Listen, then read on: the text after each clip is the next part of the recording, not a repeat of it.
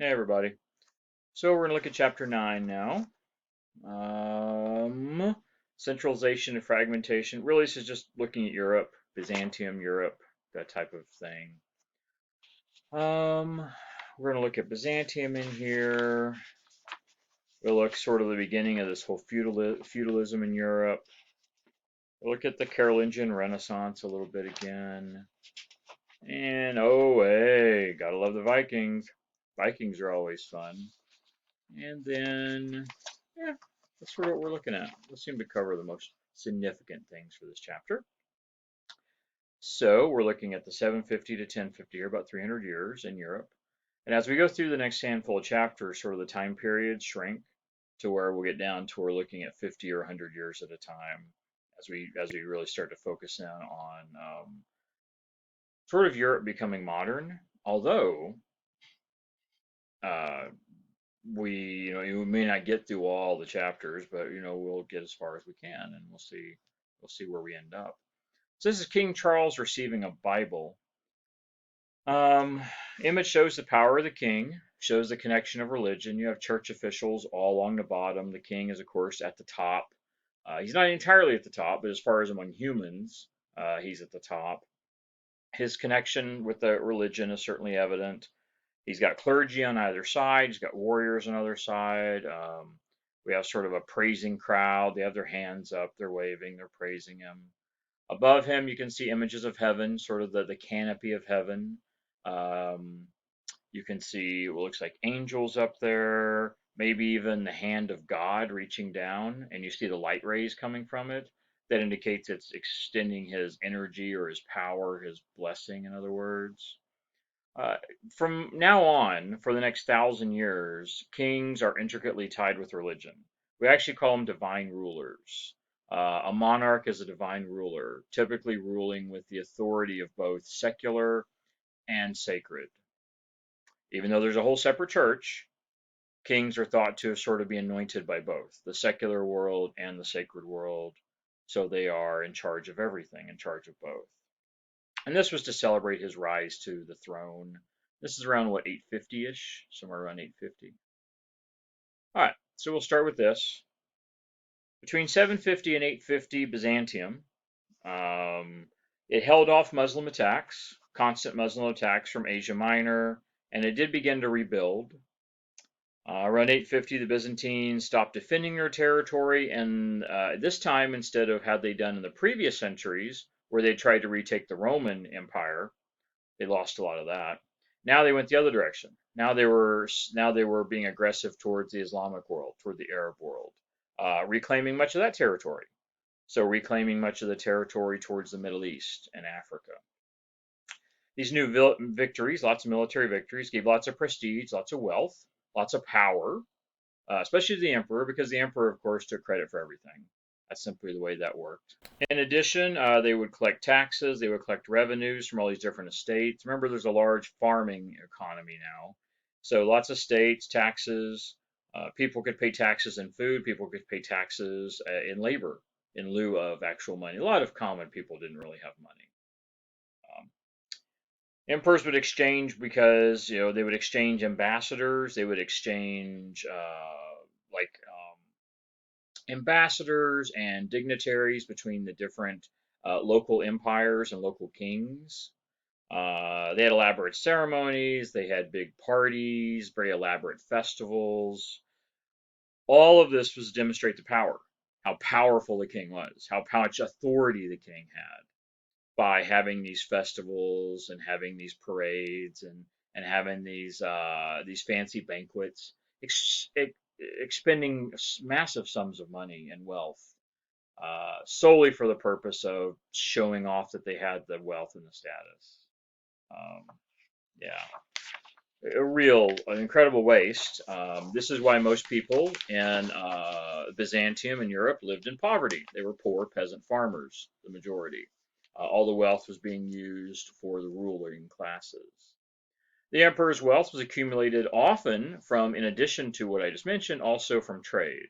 The emperor's wealth came a great deal from trade. Byzantium had a key location, sort of as a crossroads of the east-west trade going from Asia to Europe. right on the trade routes. They were right there.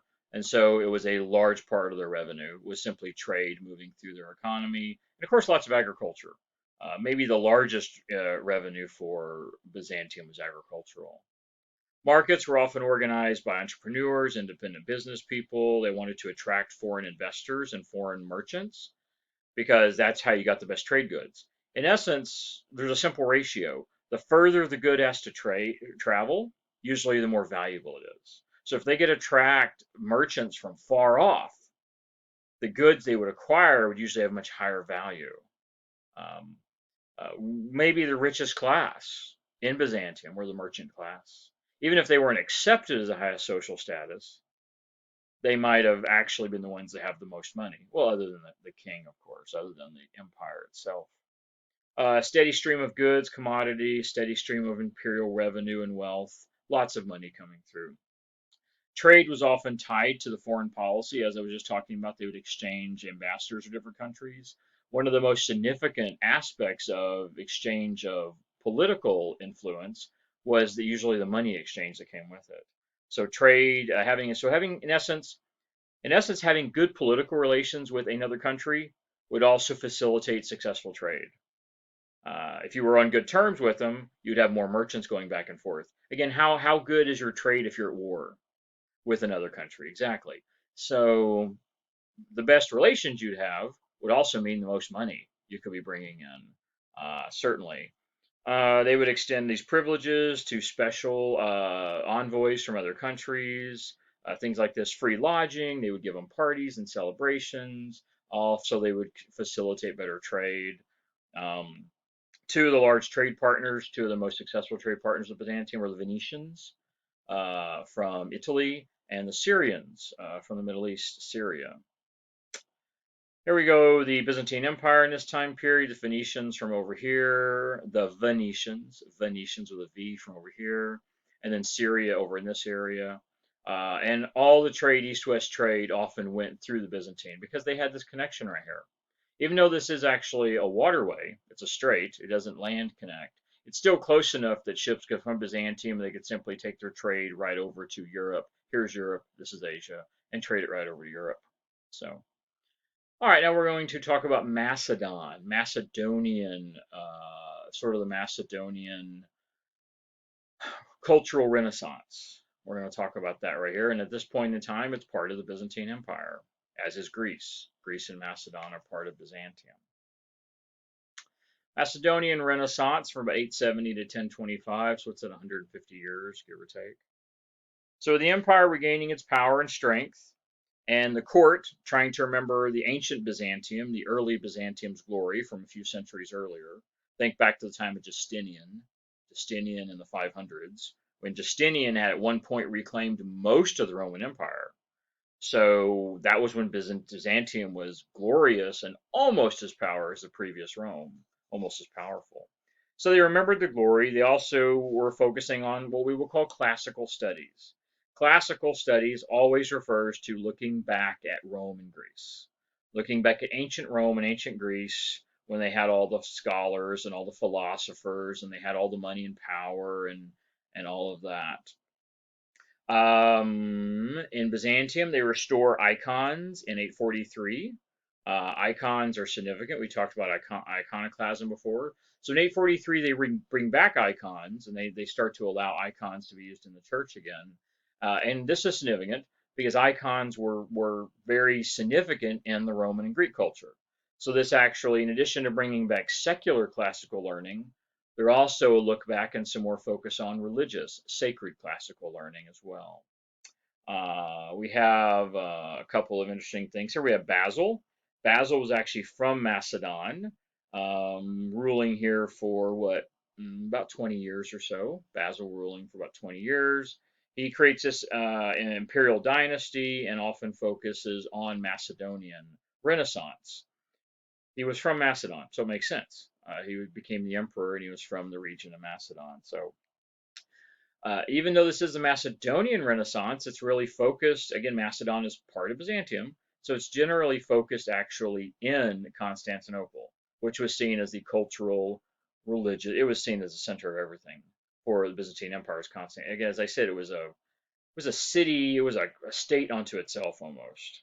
It had its own culture, its own energy. It was just almost a separate place. So this was where they focused. Macedon was mostly the actual region of Macedon. It was almost entirely just farms.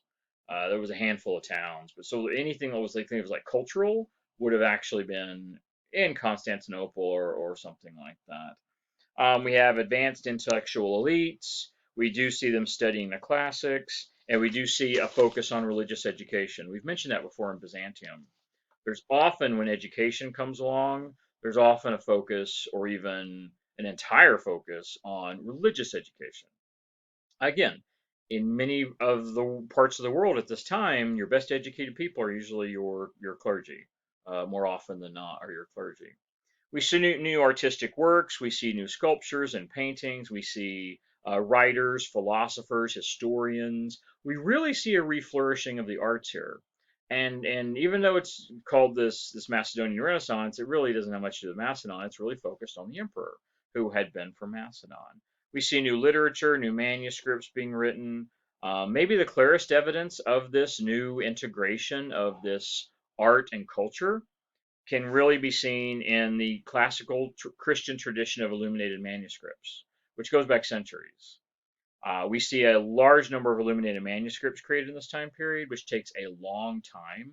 They're slow to make. Remember, everything in this time period, there's no printing press. So if you want to copy something, you have to do it by hand. You have to copy everything by hand. So these monks and priests would spend, some of these monks would spend their entire lifetime.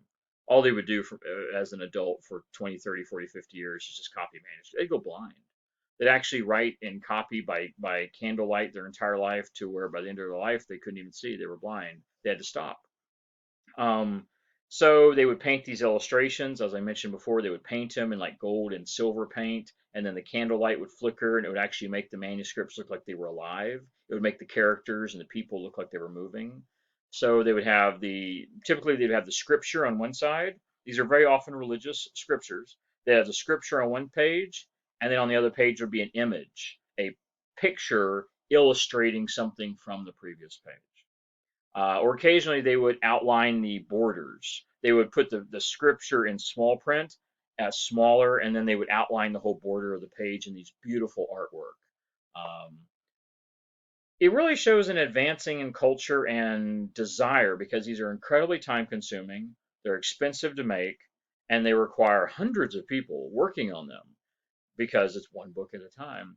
And so it's an incredible investment in resources. So to see a large influx of illuminated manuscripts in this period says that they had a lot more resources and time and energy and were willing to devote to it. So it says a lot about it. Another thing also should be noted, as we'll talk about as we go through this, a lot of this new art that we'll see from the year 1000 on blends classical ideas with Christian ideas. For instance, you'll see images of pagan gods right alongside Christian angels. What? Makes no sense. Right. I mean, the whole Christianity and paganism are entirely different religious beliefs. Christianity tried to wipe out paganism. It did, really. But before that, the pagans tried to wipe out the Christians. So the idea that now we are having imagery where they're putting Christian motifs right alongside pagan motifs in the same image, and it's okay, boggles the mind, really. It isn't that they're believing in paganism again. It isn't that they're going to start worshiping the ancient Roman and Greek gods. It's just the belief in how significant Roman and Greek culture was, and you honestly cannot study Roman and Greek culture without examining the gods and their view of religion. So you can't really look at one without the other.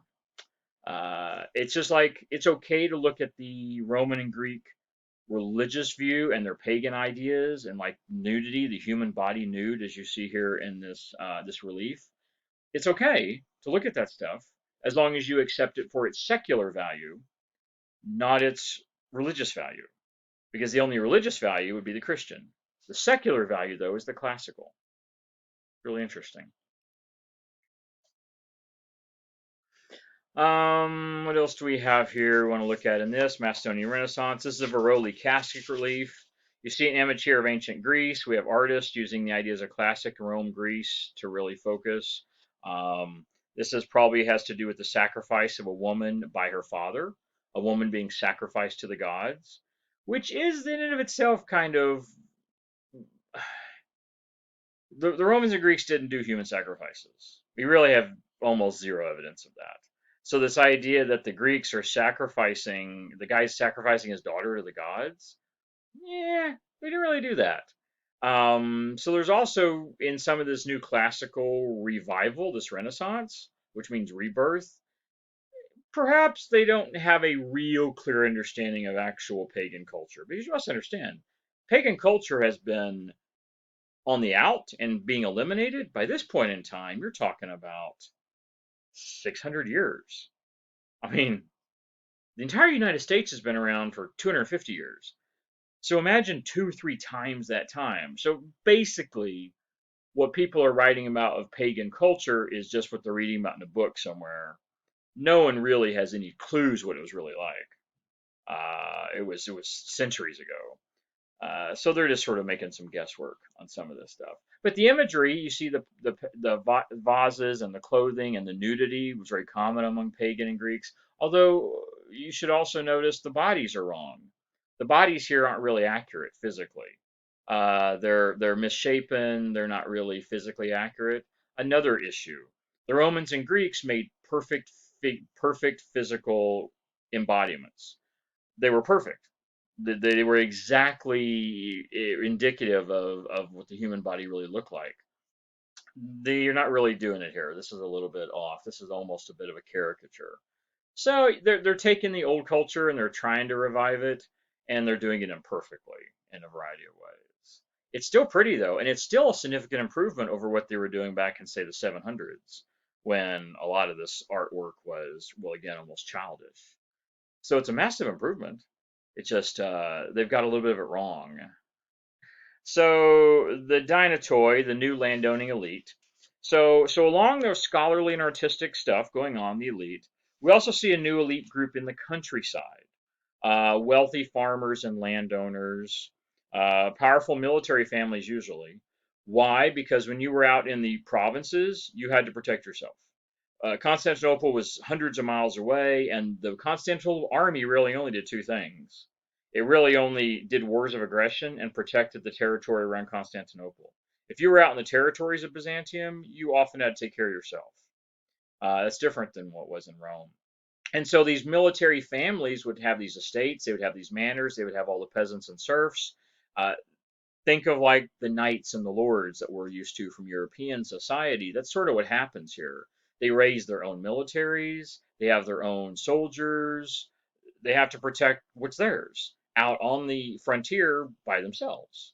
And these Dynator are these rich people by taking the lands, gathering the wealth. They participated in the invasions, and then they come back and they would settle their own little domain with their own peasants and serfs. They took over entire villages using military and monetary might, and they made their own little mini kingdoms. Um, and Byzantium was okay with it. As long as they paid the taxes, they facilitated the trade, they continued to owe allegiance to Byzantium and the emperor, they didn't really care what they did on the provinces. They were able to pretty much run things however they wanted, as long as they continued to do those very nominal things to recognize Byzantium as their overlord. They let them pretty much run the show. The social hierarchy we see in Europe, where aristocrats own everything and they own all the land, very similar to that. Very similar to this, what we see, if you're familiar with the term, feudalism. Feudalism, we always focus on Europe. Feudalism exists in lots of places. Feudalism exists in Europe. Feudalism exists in Asia, Middle East. Feudalism exists in India. India had a large feudal society of basically wealthy landowners and peasants. Japan did the same thing. All around the same time period, all around the world, we have feudalism develop. It's just, I guess, I don't know exactly why, but all within a few hundred years, we have the same exact system of wealthy military elite landowners and a majority surrounded by majority of poor farmer peasants. It seems a common practice in many parts of the world, and it all rises in the general same time frame. It's interesting. And the Dynator is really this. That's really what it becomes. All right.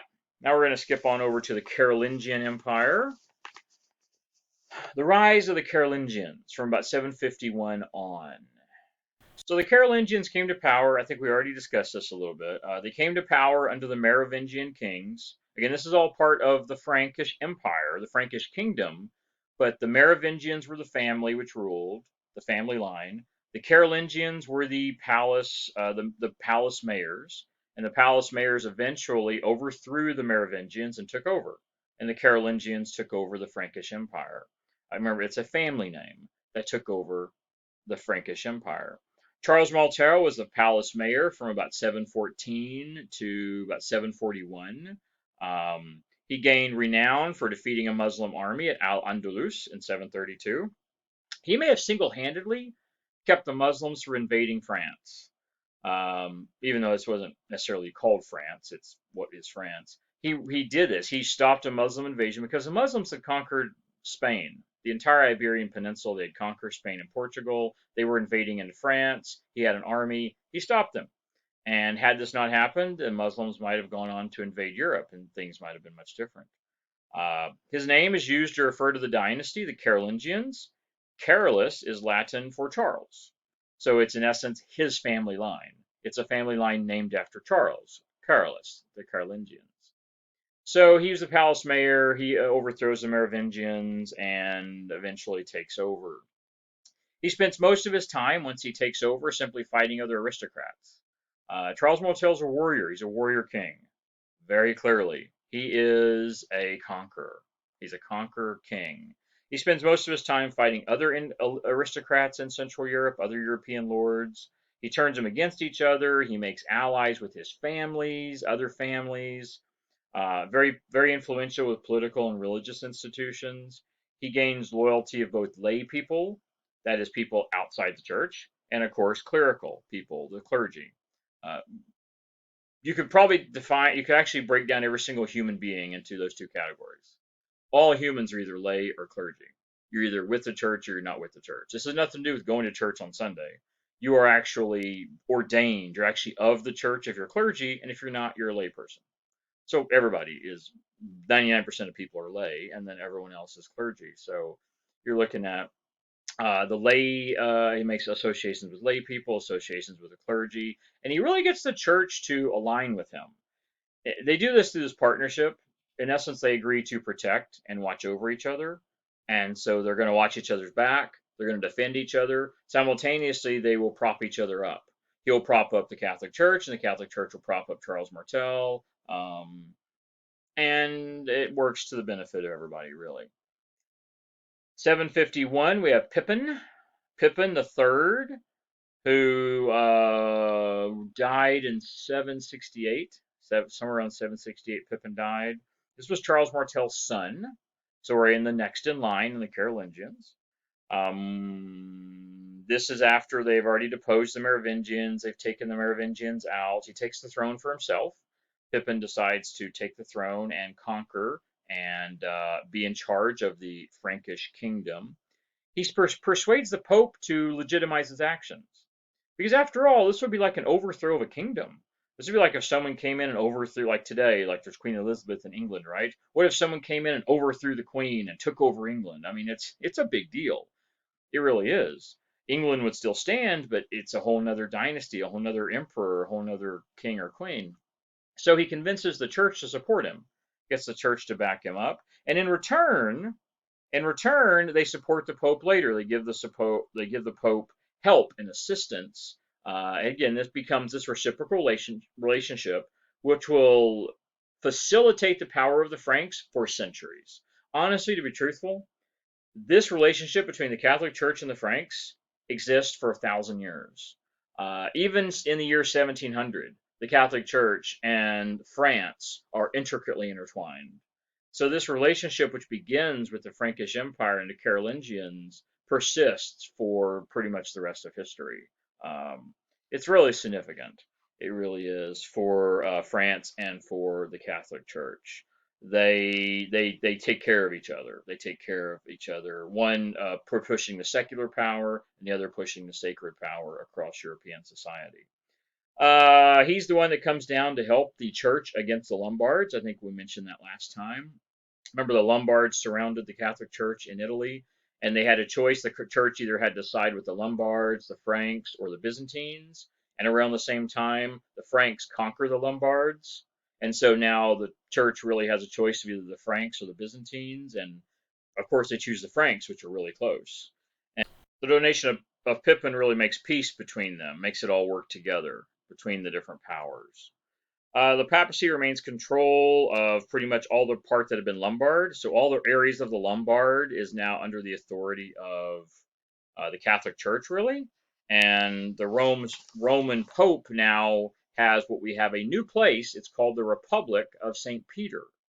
This whole central region of Italy is now really under the both secular and religious authority of the Pope. This Republic of St. Peter, of course, named for St. Peter, the Petrine doctrine. Very interesting. So the policies of the Pope and the Frankish kings really are aligned rather than Byzantium. And this is still another aspect of the whole separation between the East and the West and the separation of the churches. How the Catholic Church continues to separate itself from the Eastern Orthodox Church of Byzantium. All right, so Charlemagne and his kingdom. The most famous Carolingian king is Charles the Great, known as Charlemagne. Charles the Great from around 768 to 815. It means Charles the Great, the most famous Frankish king, ruled for what, almost 40 years or so. Although sometimes he was brutal, he supported scholarly enterprises, he won many wars, spent almost his entire life at war, actually, conquering parts of Europe. He invades Italy at one point. He becomes king of the Lombards in 774, as I already mentioned, the Franks invading and conquering the Lombards. He begins a long war with the Saxons in the north, which is north central Europe. The Saxons finally seizes their territory, converts the Saxons by force to Christianity, and forevermore then. He seized territory all through northern and central Europe. He campaigns against the Avars in the southeast, what we were sometimes called the Balkans region of southeast Europe. He does there. He also then goes against the Arabs in Spain and tries to actually defeat or conquer the Arabs and push them out of Spain. Not very good there.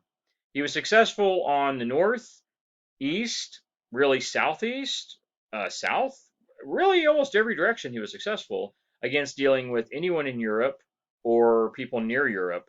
He did not do so well with the Muslims in Spain.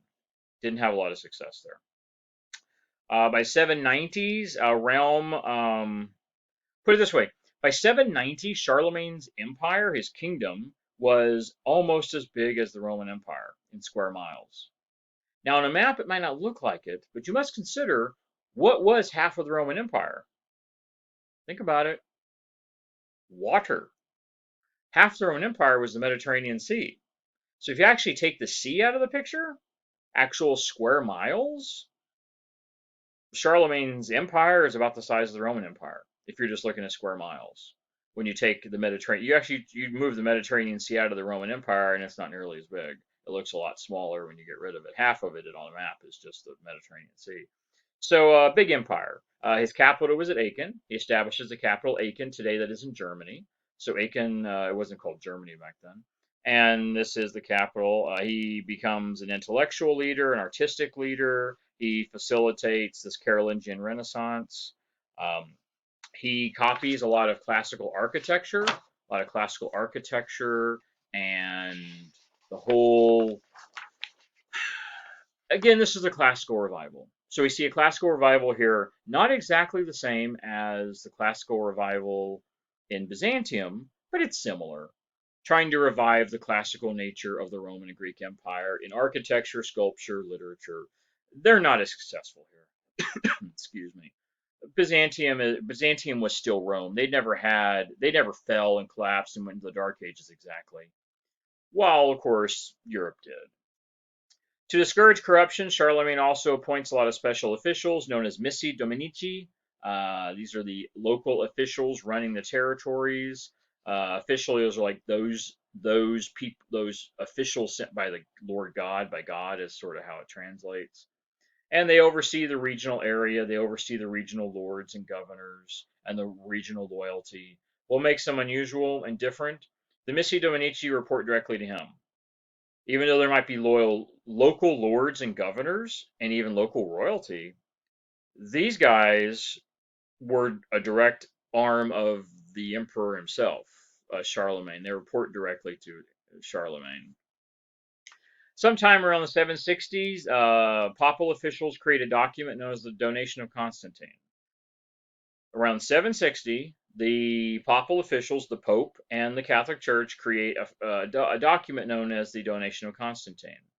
And what the document says is that the Pope is heir to all of Constantine's powers and power over Rome.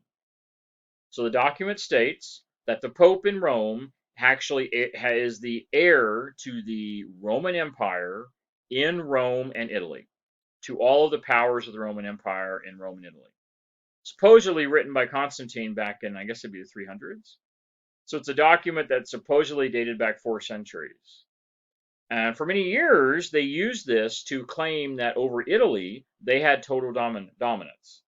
That's in essence the territory in Italy was the Pope's. It was his and his basically his own little mini kingdom ruled by him. The donation of Constantine was a fake. We know later, it's been examined by historians. It was a total fake. It was a counterfeit. There was no such thing. Constantine never wrote such a thing.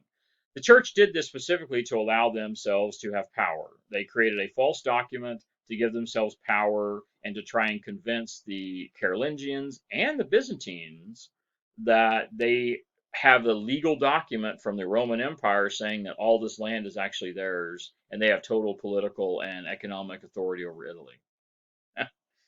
This really creates a very tricky situation between papal power, Frankish power, and Byzantine power. It's kind of crazy.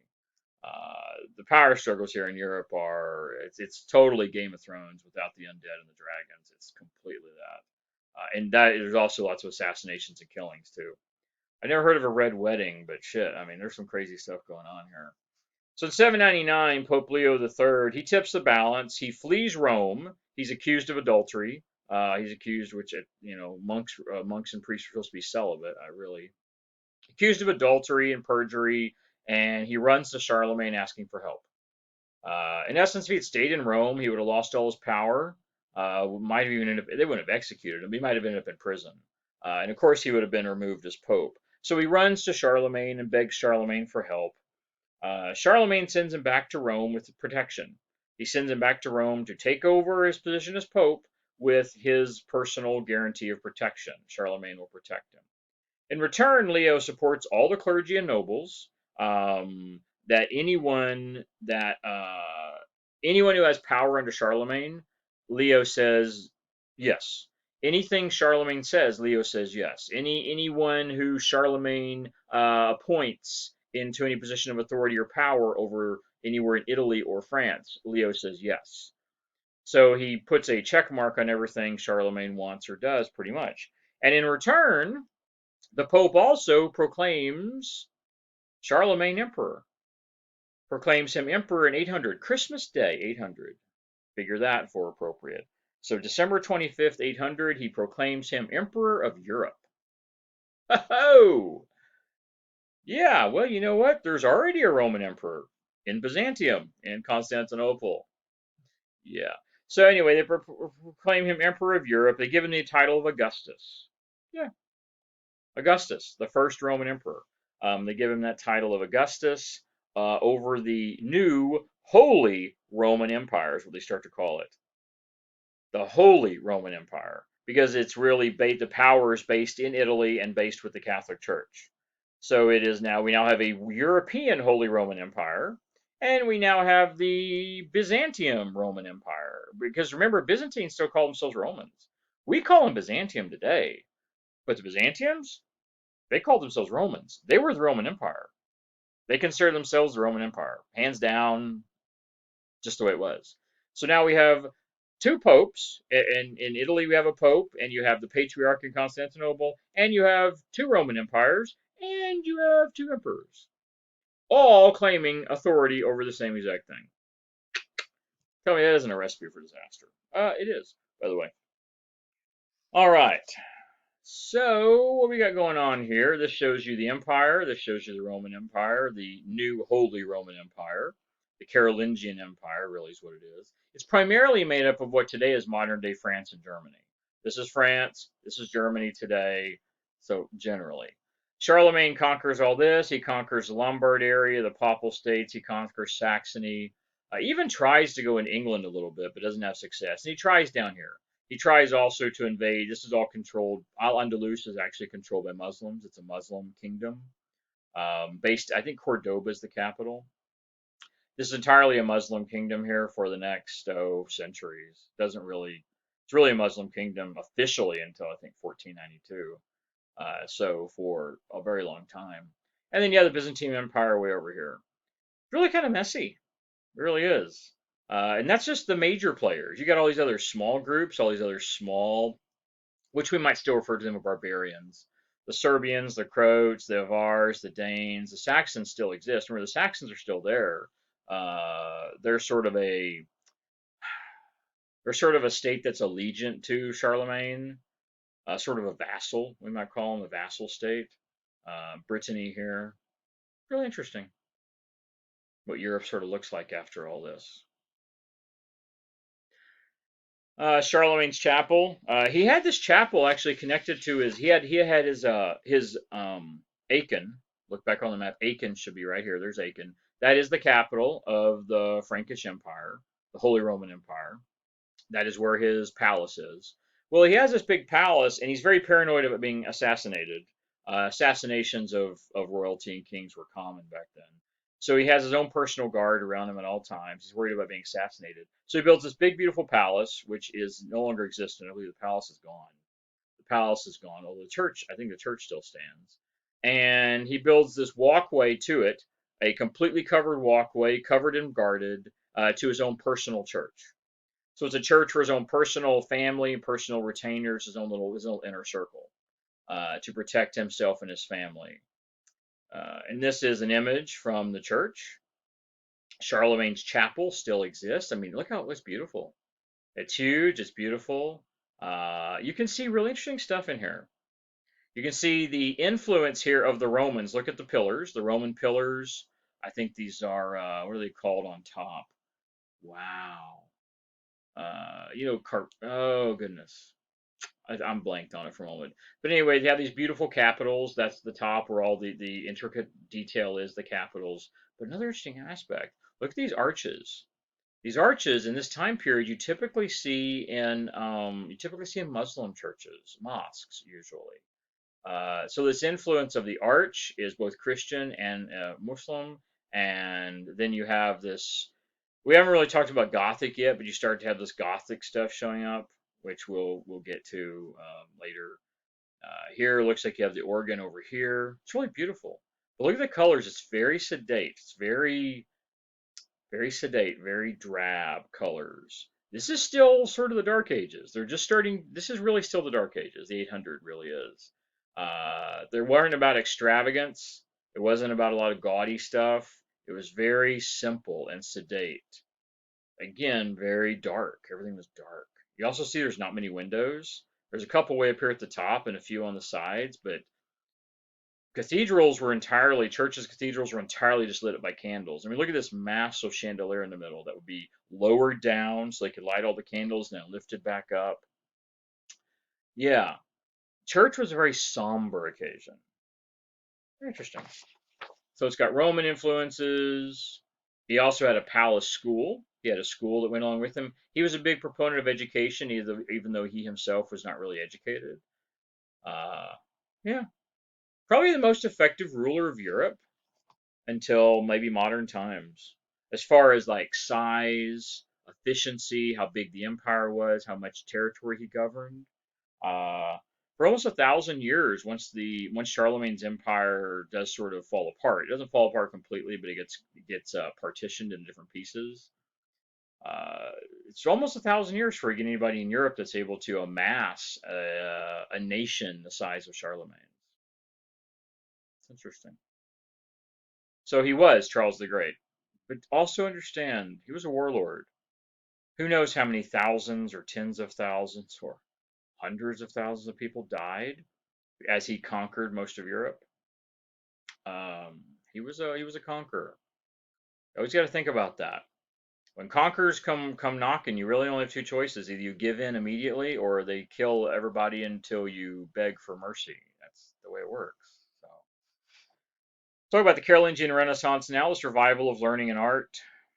Beginning in the 790s and continuing for about 100 years, so let's just say the 800s, for most of the 800s, the 9th century, Carolingians support a revival of learning, all really meant to enhance the glory and power of the Frankish Empire, the Holy Roman Empire. About glory, education, they wanted to reform the church and change some of the ways the church worked, and of course, to make Christianity pure, of course, meaning what, and I say that of course because there was lots of other religious beliefs in Europe, and so the focus was to make there just one core belief of Christianity. Because like Irish people, Ireland had different versions of Christianity. When you went over towards Russia, to the Avars, to the Croatians, you had other versions of Christianity. When you got down close to Spain, or what it becomes Spain, you still had Arianism still a little bit. So you have a lot of different versions of Christianity. The Catholic Church wants to be the orthodox, the standard, one version of Christianity. So they want to purify the church. Unfortunately, purification is sometimes a bloody action. So scholars study, they work to create texts. They try to write everything. They try to copy a lot of the stuff. They tried to copy a lot of the Roman and Greek stuff, a lot of the classical writings. Remember, that was the beginning of the Catholic Church, was ancient Rome. So they want to bring back a lot of the ancient scriptures and writings from the first couple centuries of Christianity and translate them into modern languages and bring them into the modern world. As a result, we actually see them changing some of the stuff. We believe a lot of the scripture that we say we know today, if you read the Bible, a lot of it is different than how it was actually written. What, if you could look at today, 1800 years ago? The Bible has gone through dozens of different versions. They were constantly over the centuries changing, rewording documents, rewording different phrases and different scripture to make it more in line with the church's principles of the time. As a result, I've talked to a theologian, which is a religious scholar, who states that he believed very clearly that the Bible today is probably 35% actually different than the original Bible, the original scriptures that were written back in like the second, third, fourth centuries. So as much as a third of the Bible is entirely different than it was originally written. So anyway, that's what the church did. They rewrote it. They did what we call in history we call revisionist. You constantly rechange it to make it more in line with your current values. Anyway, the English scholar Alcuin, which was 732 to 804, he brought Anglo-Saxon scholarship to the court at Aachen. This is English, Anglo-Saxon English scholarship. He became Charlemagne's chief advisor, tried to teach him to read for years, almost unsuccessfully. Even by the end of his life, Charlemagne was barely literate, even though he spent years trying to learn to read. Alcuin pretty much wrote everything the king wrote. All of his letters, all of his laws, his decrees, pretty much everything that came out with the king's signature was actually written by him, was written by Alcuin. Counseled him on policy, tutored, including women being tutored. That's another thing about Charlemagne. Charlemagne was okay with female education. He okayed female education, which at the time was a rarity. Very rare for women to get an education of any sort, so that's interesting. Charlemagne ordered, again, education. He ordered cathedrals and monasteries to teach reading and writing to anyone who wanted it. Literally anyone who could send their family to a church of some sort could get taught education, could get taught reading and writing and the basics of education. Some people even, they built church schools. They actually built schools attached to churches. Charlemagne had one at Aachen. He had a church school, a cathedral school attached to his, to where anyone in and around Charlemagne in the court in Aachen, not regular commoners, regular common people, we say anyone, understand that doesn't include the common poor peasant farmers. Your job was to farm. We're talking about anyone who wasn't a common poor person, which was most people. But still, an opportunity for education for all the middle class people and above was unheard of before this. So now we have an opportunity for education, maybe 25%. Maybe 25% of the population opportunities for education. Even the smallest villages might have a basic primary school, which would be what we think of today as like fifth grade. The three R's: reading, writing, arithmetic. You get the three R's. His dream was never realized. A lot of these villages, we got the schools, but a lot of them didn't get them because it was a massive endeavor. I mean, most of Europe. So we're talking about thousands of villages. Um, a lot of them never got it. But the idea was he was really trying to spread education through Europe. And this is really the first educational focus or drive in Europe since the fall of the Roman Empire. 400 years, 300 years. First time anyone, a real leader in Europe, started to actually think about education for the masses. First time since the fall of Rome. It does indicate that at the same time the Islamic world was becoming probably the most educated people in the world. No, they were. By the 700s, 800s, Islam was probably the most Islamic. The Arab world, I guess, would be a better way to put it, were the most educated, literate people in the world. Um, Carolingians were thinking about the same thing, even though ultimately the legacy of this is only the top 10, 15%, 25%, if you want to be really liberal, would have access to any of this. Most common farmers are still common farmers and illiterate. But they were trying. This was still the Dark Ages. The Dark Ages is relative. It's relative to ancient Roman Empire. It's also relative to the Arab world, which has the highest literacy in the world. So it's not terrible, but it's not great. Compared to ancient Roman and Arab world is not really good at all. But it's still better than it had been for several centuries. Carolingian art, they had the illuminated texts as well. They modeled it on Roman and Greek imagery. Even after the Carolingian dynasty ends, Carolingian idea of scholarship and education continues to influence Europe. The church becomes the number one educators in Europe. And I don't know if I mentioned this before, but like you get to the 15th century and all the professors at the universities are all monks or priests. So if I had been a professor in Europe in, say, the 15th century, I would also be a priest. That was the way it was because they were the educated elite. They were the only ones that knew education generally. So we find that this influence of how he pretty much creates the church as the vehicle of education in Europe continues on for centuries to come. The invention of standardized easy handwriting is important, and this is known as minuscule. If you've ever looked at Latin, Latin is very flourishing. It's big letters, and frankly, it's tough to, even if you know Latin, just to differentiate the characters and to see what is an S and what is an R and what's a P is actually difficult. It's almost think like calligraphy. It's very flourishing and very artistic. Someone who's a real Latin artist. Well, minuscule is very close to what we think of as like printing. It's a very much more of a basic writing style, still covers all the standards of writing and grammar, but it's much more basic and simplistic. And this minuscule becomes a pretty much standard common writing style for all regular people outside of the church. Easier to study, easier to understand, a lot less gaudy and stylistic, which actually makes it much easier to interpret and read and understand the writing from the time period. Another thing that probably comes out of the Carolingian Renaissance. Uh, all of these things are important. They're all significant for the growth of scholarship and education in Europe, even though it does sort of take a bit of a downturn after the Carolingian Renaissance ends around 900. We do have a couple centuries where it sort of dips. It does set a basis where it does come back. And it really sort of, if you want to put it this way, keeps the dream alive of education in Europe. This is St. Mark from the Carolingian Renaissance. This imagery is from the Gospel of St. Mark. This would have been, as I said, you have the scripture on one page, and then you have the illuminated images on the other page of the scripture. So Bible's got words on one side and the image on the other. This has him looking up, which would imply he's looking up for divine inspiration, looking up to God. We have the image of a lion here. This is considered to be the actual scriptural religious image of Mark himself, Saint Mark the lion. That is considered to represent Saint Mark. This artwork is from the period. We don't see images here from ancient Rome and Greece. This is how it differs from the Macedonian Renaissance. Macedonian Renaissance is really,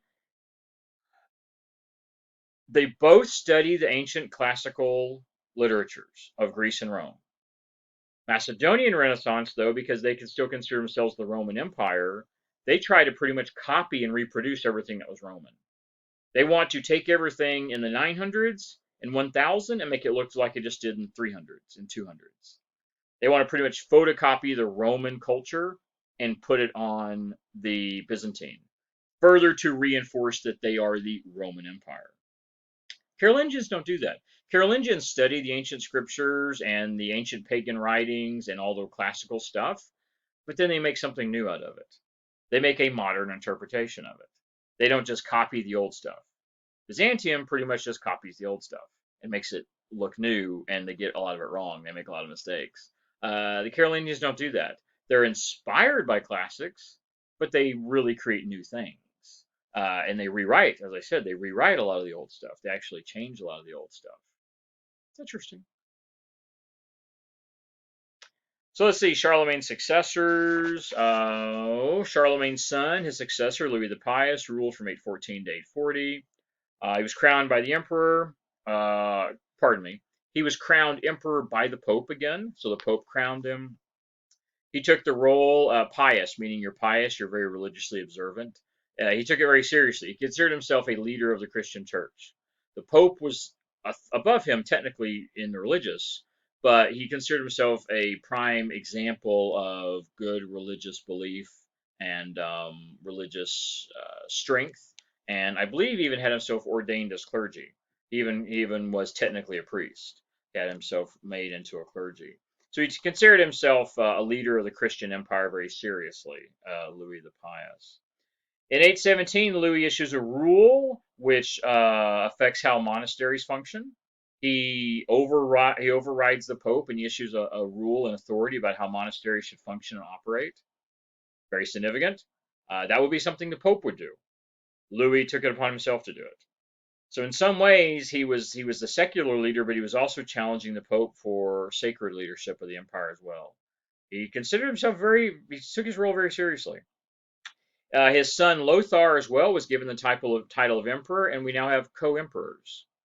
Funny, just like the Roman Empire did. We have co-emperors. We have Louis and Lothar. Now the reason he does this is very very clear. He wants to assure a very clear line of succession. So obviously he's the father and Lothar is the son. The father should die first. Therefore, Lothar should immediately step up into authority.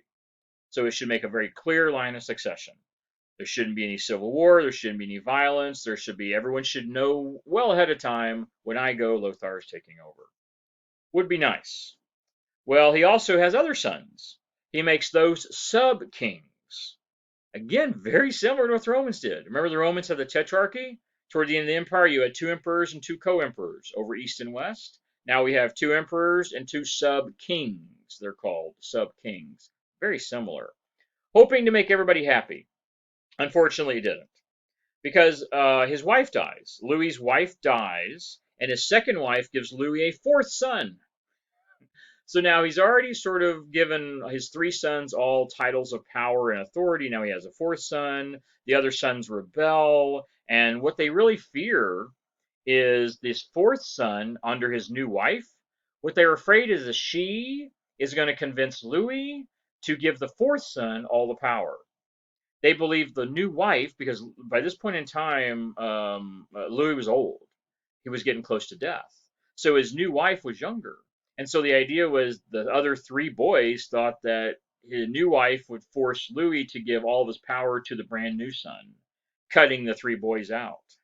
Well, it starts a series of struggles. It continues after Louis's death. There's some assassinations. Such a great plan he had. But then he had to go and remarry and have another kid, and it all screwed up. That doesn't mean it would have been clean anyway after his death. But so the empire sort of fractures. All this conflict over succession.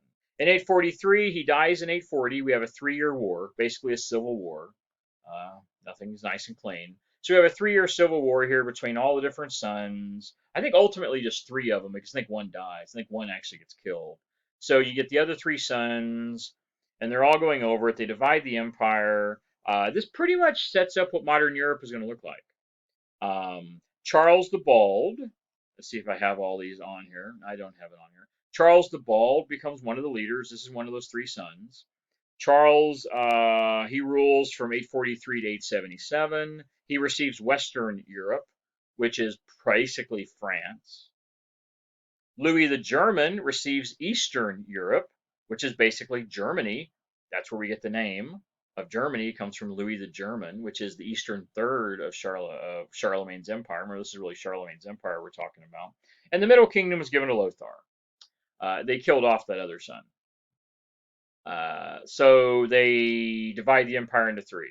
Charles gets the western, Louis gets the eastern, and Lothar gets the central. And this pretty much sets up the boundaries of modern Europe.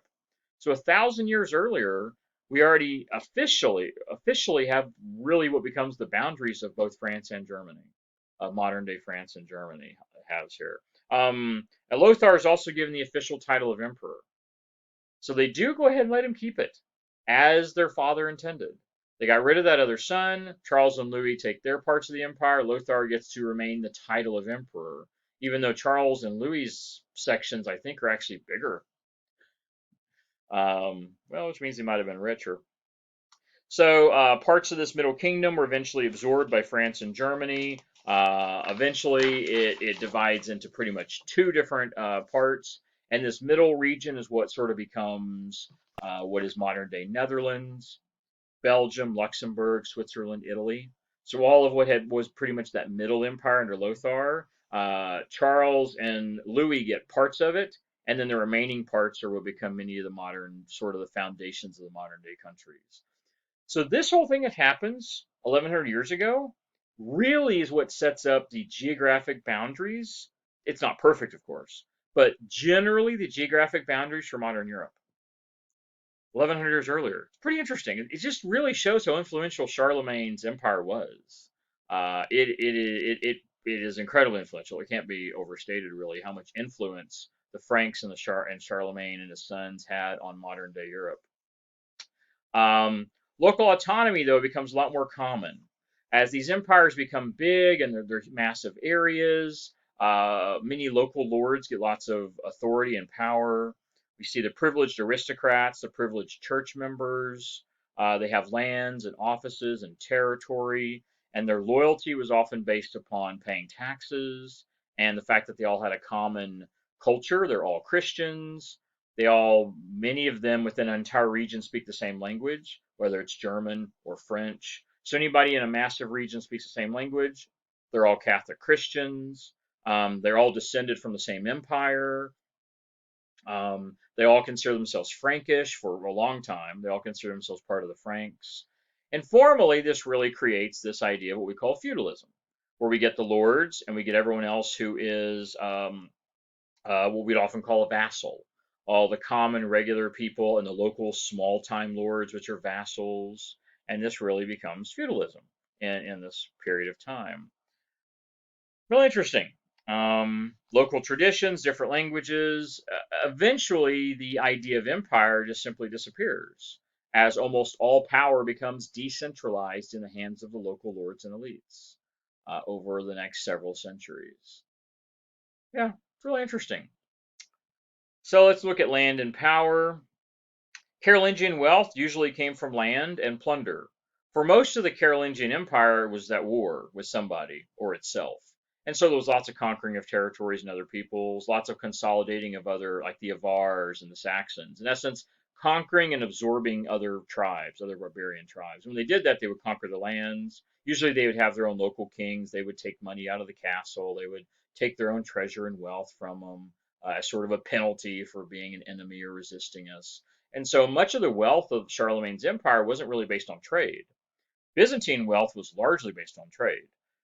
Charlemagne's empire, this Frankish empire, is really based on plunder and local agricultural taxation, which tax is often paid in the form of food or service, military service, labor, stuff like that. Trade, of course, existed. Trade was significant, but not nearly as significant as say the Byzantine economy was based on trade. If you took away the Byzantine economy of trade of agricultural products, their economy would have collapsed. The European economy was based on a lot more than that, more than just trade. A lot of it was based on warfare and plunder and treasure and stuff like that. The economy was intermingled with Muslims. You must consider in Europe was bookended by Muslims. There was Muslims in the east, Byzantine in the east, and there were Muslims in the west. So there was lots of Islamic influence on Europe and lots of actual trade. Once the wars fighting really started between Al-Andalus and Europe, you really see a successful trade being established between the Muslim world and the Christian world. Eventually, when the Muslim power declines, which does eventually happen, Muslim power does decline eventually, that actually hurts the trade system, actually. Land was probably the most important source of wealth. There were estates and land all across Europe. The Frankish Empire was usually divided up in these little places called manors, which today would be the equivalent of like little towns. These little manor areas. Sometimes you would call it a manse. A manse is your own.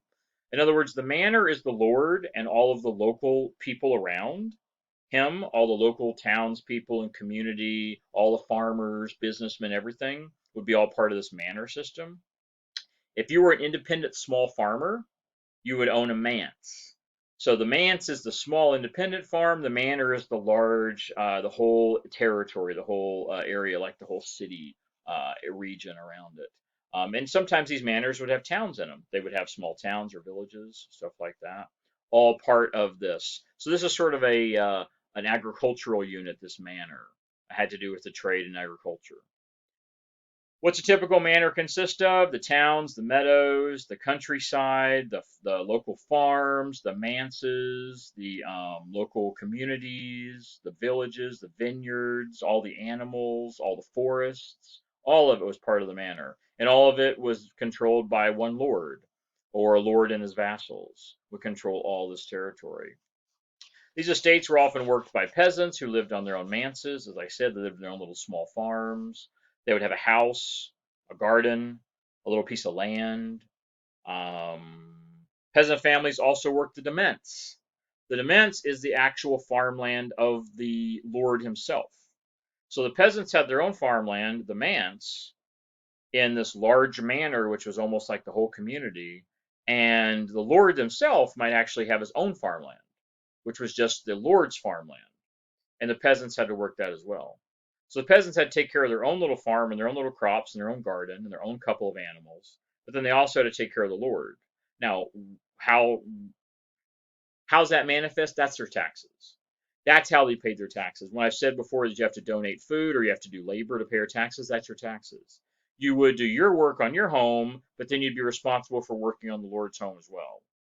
And that would be how you paid your taxes or paid your rent or paid your whatever it is you owed the Lord for his protection. Because the Lord usually also had a little military. He'd have his little military garrison. He would have his own couple of 100 soldiers or whatever, and they would protect that entire little community. Um, feudalism is what it is. Now these weren't slaves. These peasants, they stayed on the land. Basically, they to say they own the land would be wrong. They're really tenants. They're not slaves. They're tenants. If they own, they are. Think about it this way. Think about a lease, only it's a lifetime lease. So for the whole time your family's alive, and the whole time you have an heir to your family, as long as you have sons and you have heirs, that is your land. But you have to pay for it continually to the Lord. But you're not exactly paying rent on the land. You're really more paying for protection and all the benefits the Lord gives you by having the whole community and the whole manor estate, which could have thousands of people. So it seems like it's rent, but it's not exactly, because you, as long as you had a family and you had an heir to your family, you continue to have a son, that is your land. So even though you don't technically own it, it's like a lifetime renewable lease, sort of. It was their land, effectively their land. So out of these manors comes probably the most effective agricultural technique of the time, the three-field system. 2/3 of the farmland was farmed continuously, and then they would rotate that third. every year, every couple of years, and which meant they would leave one part of their all the farmland and the entire manor would be left alone. It's called to go fallow. They would just leave it for a couple of years.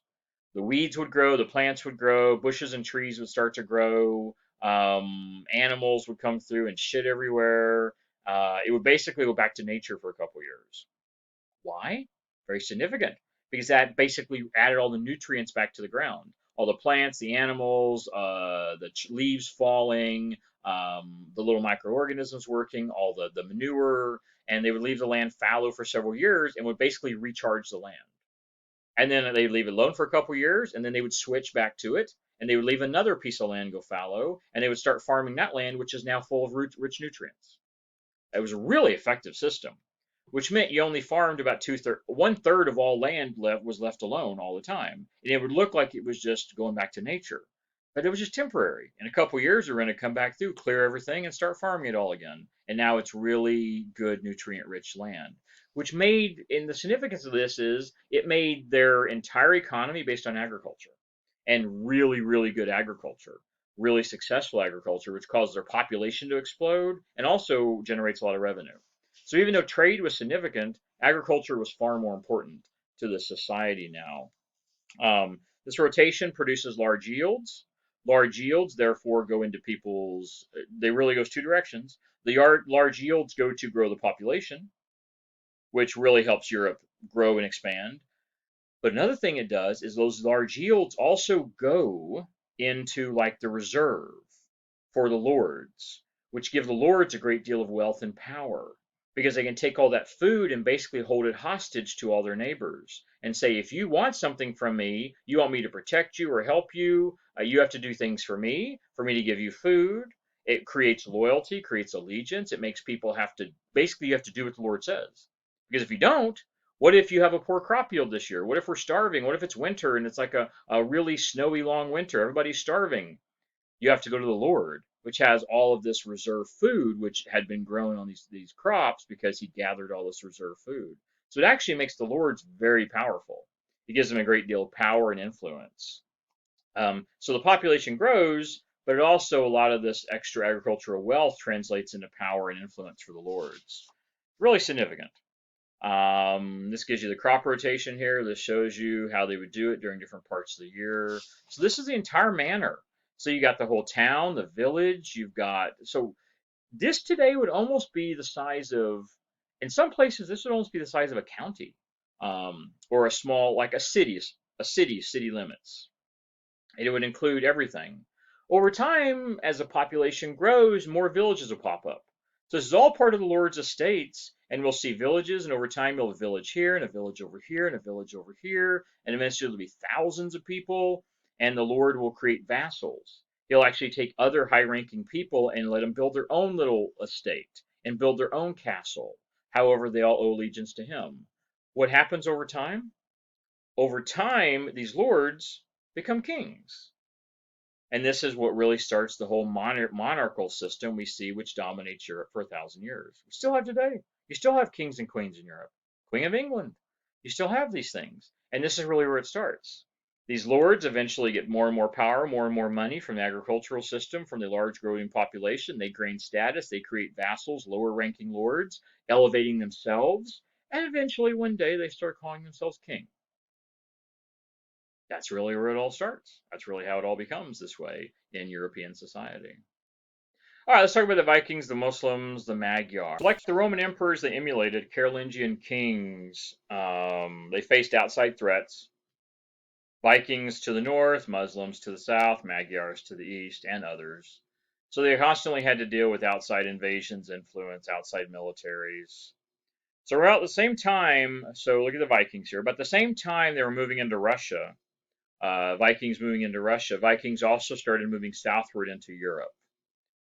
Vikings came from the Scandinavia region, and Norway, for instance, that region, and they're moving south into Europe and east into Asia. Traveling independent bands were usually based on families. Vikings were kin-based. So the villages, the bands, the groups were usually related by either blood or by marriage, sometimes hundreds strong, these Viking bands. They were merchants, they were traders, they also were pirates, they were warriors. They were, in a word, opportunists. They would trade with you, they would kill you, they would take slaves, they would rape the women, they would take the women as wives, they would take the kids and adopt the kids, or they might kill the kids. They were really unpredictable, which is one of the things that made Vikings so dangerous. They were they had tendencies towards violence, and they were incredibly unpredictable and incredibly adaptable too, which also made them dangerous. They usually had a chief. There was usually a chief or a warlord, and they were always searching for profit or wealth or status. Prestige was very important to them. They were a warrior society, so lots of focus there on prestige and stuff like this. They also settled in England. They moved towards England, where they were called the Danes in England. They eventually became known as the Danes. So in England, King Alfred the Great ruled from 71 to 99. He paid tribute to the Vikings. This is how he tried to avoid the Vikings conquering and constantly raiding and pillaging, because Vikings were really good at that. They had these longboats. They would sail up quickly. They would raid and pillage an entire village and be gone before you could even respond. Murder, rape, pillage, steal everything that wasn't nailed down, hop back on their boats and be gone in the mist before you even knew they were there. Incredibly dangerous. And they could travel swiftly on the boats. Yeah. And so one of the things they would do is like Alfred here is he actually paid them off, basically bribed them. So you don't have to come and steal and pillage everything from me. Just come by and I'll give you tribute. I'll just give you some tribute. Eventually, Alfred stops paying them off in 878. He leads an army against the Vikings and defeats part of them. Defeats a Viking band which was constantly threatening England. Now on the continent, remember this is England, the island. Now let's switch to the continent. Northern Europe, along the border up there of the ocean, was referred to as the region of Normandy. So that region of Normandy, which today would be part of modern day France, that Normandy region, the Viking attacks became organized. Viking attacks became common, even to the point where sometimes Vikings would move in, attack, and stay, and try to claim lordship or that they were kings. Sometimes they found it more profitable to simply stay and take over the trade lines or take over the farms.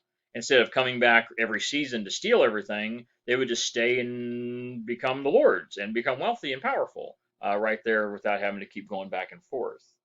One of the leaders of the Vikings in France, for instance, Normandy, was Rollo.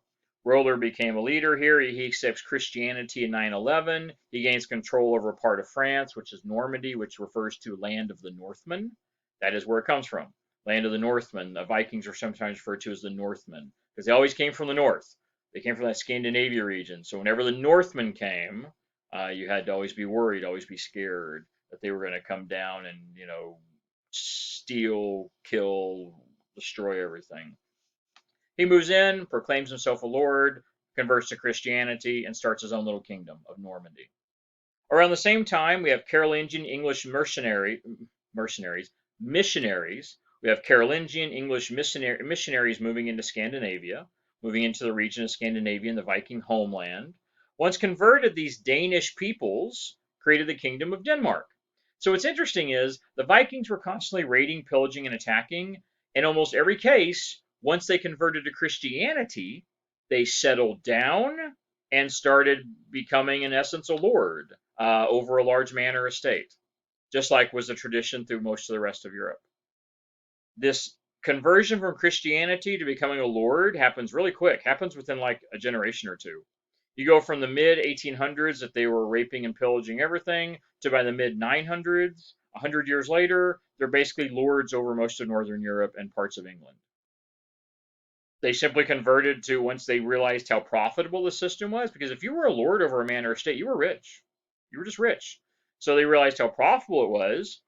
And because the lords usually had an extended family, their aristocratic family, it was perfect for the Vikings. Because all the Vikings cared about was their close personal family. So if they ruled over thousands of European peasants that were treated like shit, they didn't care. Because the Vikings, all they cared about was their close family, their royal family, their aristocratic family, where they shared all their wealth and status. It was really a system ready-made for the Vikings to come in and take over in Northern Europe. That was a system that was really created out of the whole Frankish Empire. Very interesting. Denmark becomes the nation in northern Europe. One of those Scandinavian countries is Denmark. By about the year 1000, the Danes had pretty much controlled Norway. They controlled parts of England. They controlled Sweden, Denmark, pretty much all of Scandinavia, and even part of England. Pretty much that entire North Sea region was all part of the Danish Empire, including parts of Northern Europe. Yeah, so they made their own little empire in Northern Europe, really based upon the different barbarian Viking kings, which all settled down. It's really interesting how all that developed in Northern Europe there. And this is the entire northern border of what is the Frankish Empire, England stretching over to Scandinavia. All right, let's look at the Muslims a little bit.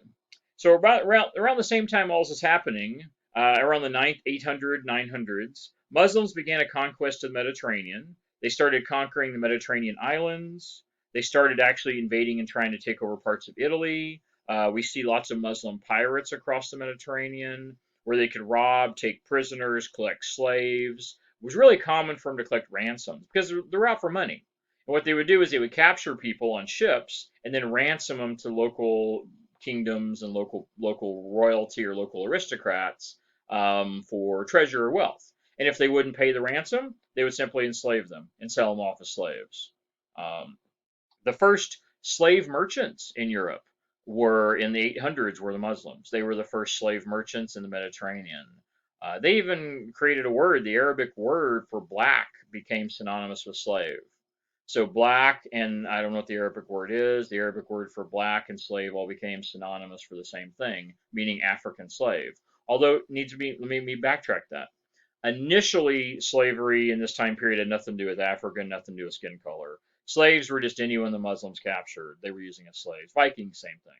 Anyone the Vikings captured, they would use as slaves. Skin color was meaningless. That meant nothing. A religion meant nothing.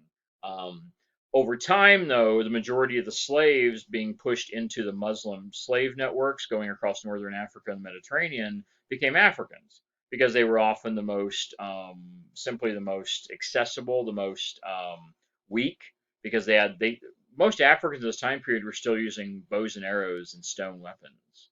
So in most of Africa, not the north, not what had been the Roman Empire, but most of the rest of the continent, they were still living in the Stone Age. So it was very easy for the Muslims to conquer them with modern technology and weapons. It was a simple thing to do. So slavery, the whole European Mediterranean slave trade into the Atlantic really begins in the 800s as the Muslims expand and conquer other neighbors who are non-Muslim. Muslims don't usually enslave other Muslims. Christians don't usually enslave other Christians. But of the opposite, they had no problem enslaving the others. And of course, there's still lots of pagans. Even though we're not Roman or Greek, there's still tons of people that worship religions that are not Islam or Christianity, and all of those people are basically fair game for the Christians or the Muslims. They could rob, take prisoners, etc. Another group, the Magyars. Magyars are moving into Europe. They arrive. Magyars are really moving from Asia. They arrive into Europe around 899, and they start setting up their own kingdoms. The Magyars are a constant invasion into the German kingdom of the Franks, the Eastern Frankish Empire. Constant attacks by the Magyars, basically barbarian raiders, until around 955. Around 955, the Germans defeat them, conquer them, and how is usually the case, when you conquer an enemy people, most of the time they simply absorb them into their empire. They absorb them into their state, and they do that. They conquer the Magyars in Eastern Europe, absorb them, and take all their territory and make it part of the German kingdom. That was usually the way it worked. So between the Vikings, the Muslims, and the Magyars, we see constant invasions, exactly like the Roman Empire went through in the 4th and 5th centuries. Constant attacks, constant invasions. Um, these are also what we consider generally the last attacks from outside of Europe into Europe. After this point in time, the Vikings were assimilated. The Muslims were kept out of Europe because soon the Crusades began, and Europeans spend centuries attacking Muslims, Muslims retaliating as well. So, and the Magyars are absorbed. So after like the 900, 1000, we generally seem to find that there's no more outside attacks. Europe is pretty well established. The Magyars have been absorbed. The Muslims have been basically the walls have been put up figuratively. Muslims no longer get into Europe as far as political power. The north is secured by the Danes. The east is secured by the Magyars and the Russians. The Rus have secured the east. The geopolitical formation of all of Europe is pretty well set by the year 1000. It's interesting.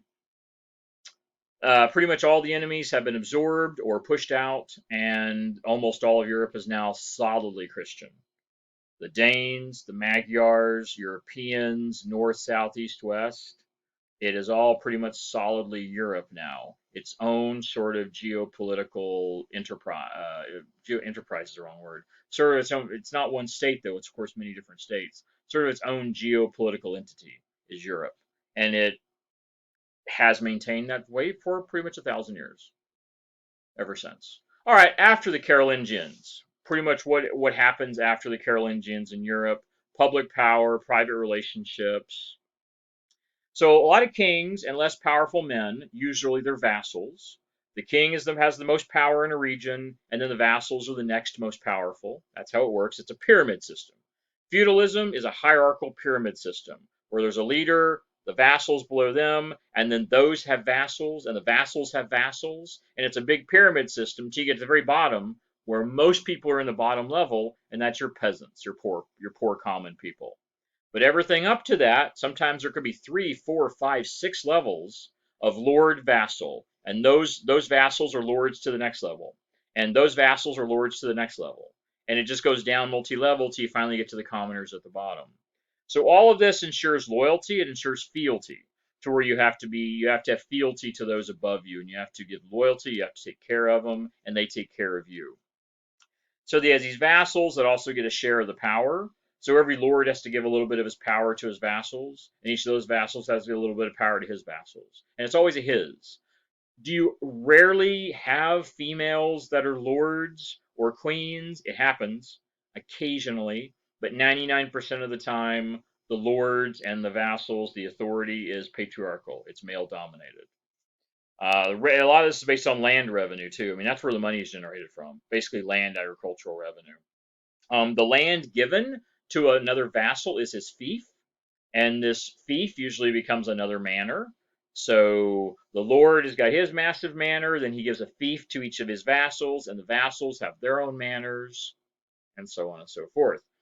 The fiefs were intended to be temporary. The fiefs were never meant to be permanent because, after all, it's my land, right? I'm the lord, so it's my land. It's part of my manor estate. I don't want to give up part of my land. Well, over time, those fiefs become permanent. They weren't intended to be, but over time, it just becomes a system where everyone accepts it, and they become pretty much permanent, and they start passing them on to their heirs. Um, More and more warriors are drawn into this because each lord has to protect his vassals, and you have to protect them with warriors. And so you get more and more soldiers, more warriors, until where every vassal has a lord above him and vassals below him. Monasteries also are part of this too. And all this is feudalism. All this is the word I've used many times up to this point. This is all the feudal system in Europe. This system of lords and vassals and agricultural land and the estates and the manors, the manses, the demenses. All this is part of the whole feudal system. Monasteries are part of this as well. We see monasteries having vassals. Monasteries are then themselves vassals to kings or to the church. Some of these territories were owned by the church. We're always thinking it's kings and lords, but a few of these territories are owned by rich and powerful priests or cardinals or bishops that actually own this land. Bishops that have hundreds of peasants that work for them. Yeah. So the church could be part of secular world as well. The kings would usually have troops. They would collect taxes. They would administer all the justice in their local region. They would be literally a judge, jury, executioner. Judge, jury, and then they would have a royal executioner, which would go out and kill anyone that was ordered to be executed by the king who committed a serious crime. Yeah. And the Lord gave you protection. and you agreed to pay him or come to his call when he needed this. In the wake of all these attacks and all of these, in the wake of all these attacks by the Magyars, the Muslims, the Vikings, more and more warriors become vassals, and this whole system we call this feudalism. The fiefs, the lords, the vassals, it's all feudalism. Medieval society all could be broken up into what we call the three estates. Generally, everyone fell into one of these categories. Those who prayed, the clergy, those who fought, the warriors, and those who worked, the peasants. This was medieval society. It was hierarchical. The hierarchical society at the top were the lords, sort of in the middle were the priests and the warriors, and then at the bottom, of course, were all the peasants. All three groups are involved in a hierarchy, and you could even have a separate hierarchy. Of course, the church has a hierarchy. So you have the bishops and the cardinals and the priests and the monks and the friars, and so the church has its own hierarchy. And then you have the secular hierarchy of the lords and all the vassals. But there was crossover, because as I said, some priests could be vassals, some priests could be lords, some priests would own manors. So there is a bit of crossover there as well. Those who prayed were the priests, those who worked were the peasants, and those who fight we start commonly calling the knights, the European knights in shining armor, if you will. Those are those who fight. Who was free? Well, the priests were free. Those who prayed were free. Those who fought, the knights were free, and that's where all the lords came from, were the knights. Most kings were warrior lords. That's where that's where your kings came from. So those who fight were all the leaders, the lords, and the nobles, and the ones who owned all the land. Those who prayed were free; they worked for the church. And those who worked were not free. Yes, they were peasants, but they still were stuck being peasants. Once you were a peasant, you were always a peasant. You didn't usually rise up through the ranks. All the knights were taken from royalty and aristocratic families. You didn't get born a peasant and become a lord.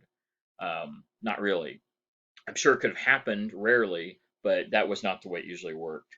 Um, yeah. Then eventually, over time, these peasants become serfs.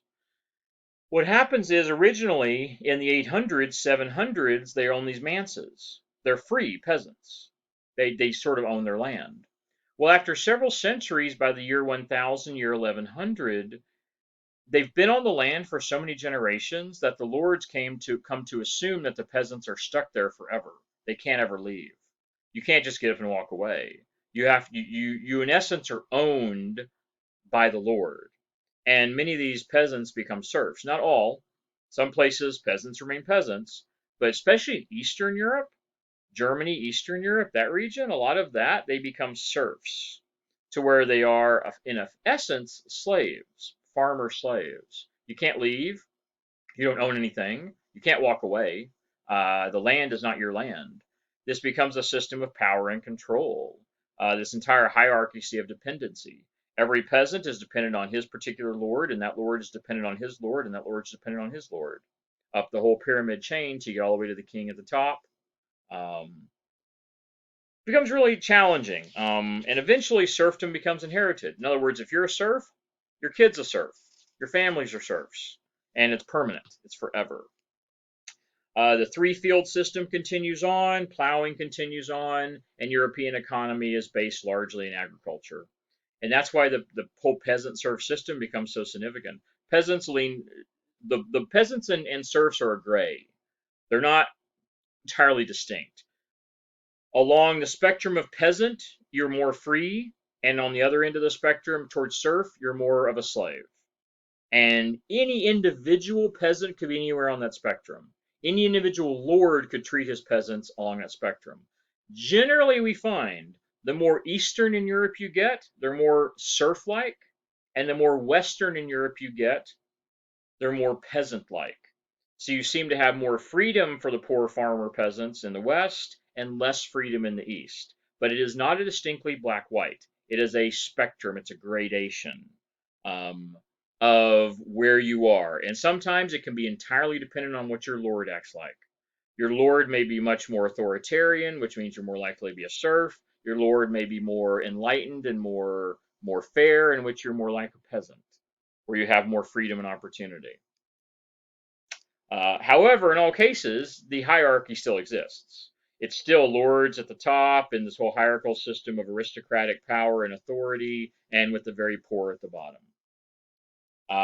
It's all based in every different region. You'd have churches, you have villages. They would share the farmland, as I said. They would share the animals. Um, Very much this system of this shared identity as well. Everyone pretty much looked the same, dressed the same, everyone acted the same. That everyone in the region spoke the same language. Everybody was Christian. Um, yeah, uh, very interesting. But the life of a typical peasant serf was very common, very similar. And the life of a lord, whether you in Germany or France or Italy, a lord was a lord, even if you spoke a different language, you still looked the same, dressed the same. And the life of a peasant could vary somewhat, but still, you got the worst food, you lived in the worst housing, you had the lowest education, um, the lowest life expectancy. Life expectancy in this time period was in the 30s. Very common for people to die by their 30s. Remember, there's no medicine of any sort of effective medicine. Even the smallest thing will kill you. Break a leg, you're gonna die. You even get a cut or a scratch, you get infection, you're gonna die. Yeah.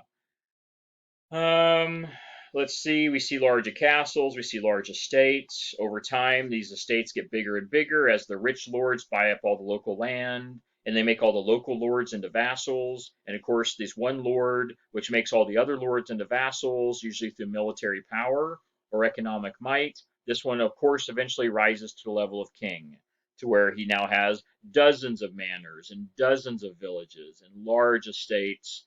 All these vassals, all these knights owe allegiance to the one king who claims to be the leader.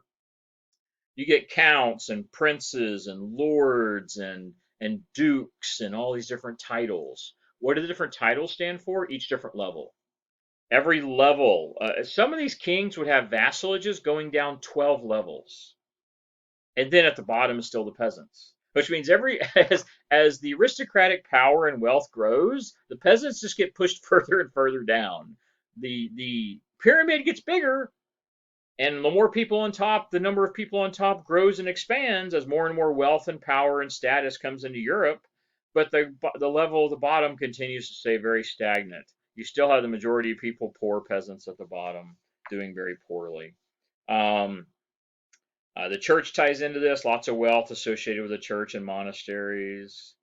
Um, to where eventually the entire cultural society of Europe is just entirely based on this feudal hierarchical system, and it becomes how Europe is run for 1,000 years. Next, we'll talk about the warriors and the warrior life. This section is really describes what life was like for the knights. The knights, which are really those who fought, which are pretty much the ruling class. So warriors are differentiated by ranks. You have knights. At the top, of course, you have kings. You have the counts, the dukes, all the way down to knights, and there's lots of ranks actually. All share a common way of life. Knights and their lords usually fought on horseback. Usually wore metal armor. They wore helmets. They used swords, maces, things like this, shields. Later on, they add horseshoes and stirrups and well, they already had saddles, but they add like horseshoes and stirrups and things like this to the horses, which is often known as the military revolution. This allows the knights to actually fight from horseback. Previously, they couldn't really do that. They would have to ride up and then have to get off the horse to actually fight. Now they can fight from horseback wearing heavy armor, so they don't just fall off. And it revolutionizes how warfare is fought in Europe. Imagine in the modern battlefield the tank which pretty much runs over everything. We now have 1,000-pound horses with 300-pound knights because they're wearing all this armor. They would just run through a group of soldiers on the foot on the. I mean, they just run through and trample over dozens of soldiers on the ground. It was yeah, they could fight better, faster, travel farther, use heavier weapons that could literally just crush a man in half with one hit. Anyway, they became the power on the battlefield. Lords and their vassals often lived and hunted together. They ate together. They were closely associated with each other. They competed in military games, think like jousting and stuff like that. Now, before the year 1000, it was very common to divide your family among your children. Divide your family among all your children if possible. However, the French actually began a different process after the year 1000. They began leaving their entire family to one child. They might have 6 kids, but they leave all of their wealth, all their power, all their status, their land, their authority to one heir, usually the oldest adult male. And the reason they did this was if you've got 6 kids and you give inheritance to all of them, you divvy up your kingdom into 6 pieces, which weakens it. Individual pieces are much more easily conquered or absorbed by other lords. So what do? You take your entire kingdom and you give it to one man. It passes the authority. It allows you to hold on to your kingdom and then even grow and expand, as opposed to cutting your empire up into a bunch of pieces. So this is what's primogeniture. Oldest adult male, giving all of the power, authority to one single, usually your oldest son, giving all the power to him. This really started with the French. This becomes commonly in the system primogeniture, firstborn, first child. And it's always fathers passing this down to their sons typically. They pass down their manors, they pass down their titles, they pass down their castles, their authority, their wealth. They pass it all down to one. And this is the idea to keep it all in the family and to keep your power instead of having your power cut up into pieces. Of course, this left lots of younger sons without inheritances. Third, fourth, fifth, sixth sons had no inheritance. They had no wealth.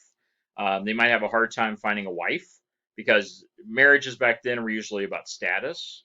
So if you wanted to have status, you didn't marry a third son because a third son would have no wealth, might not get any power or authority.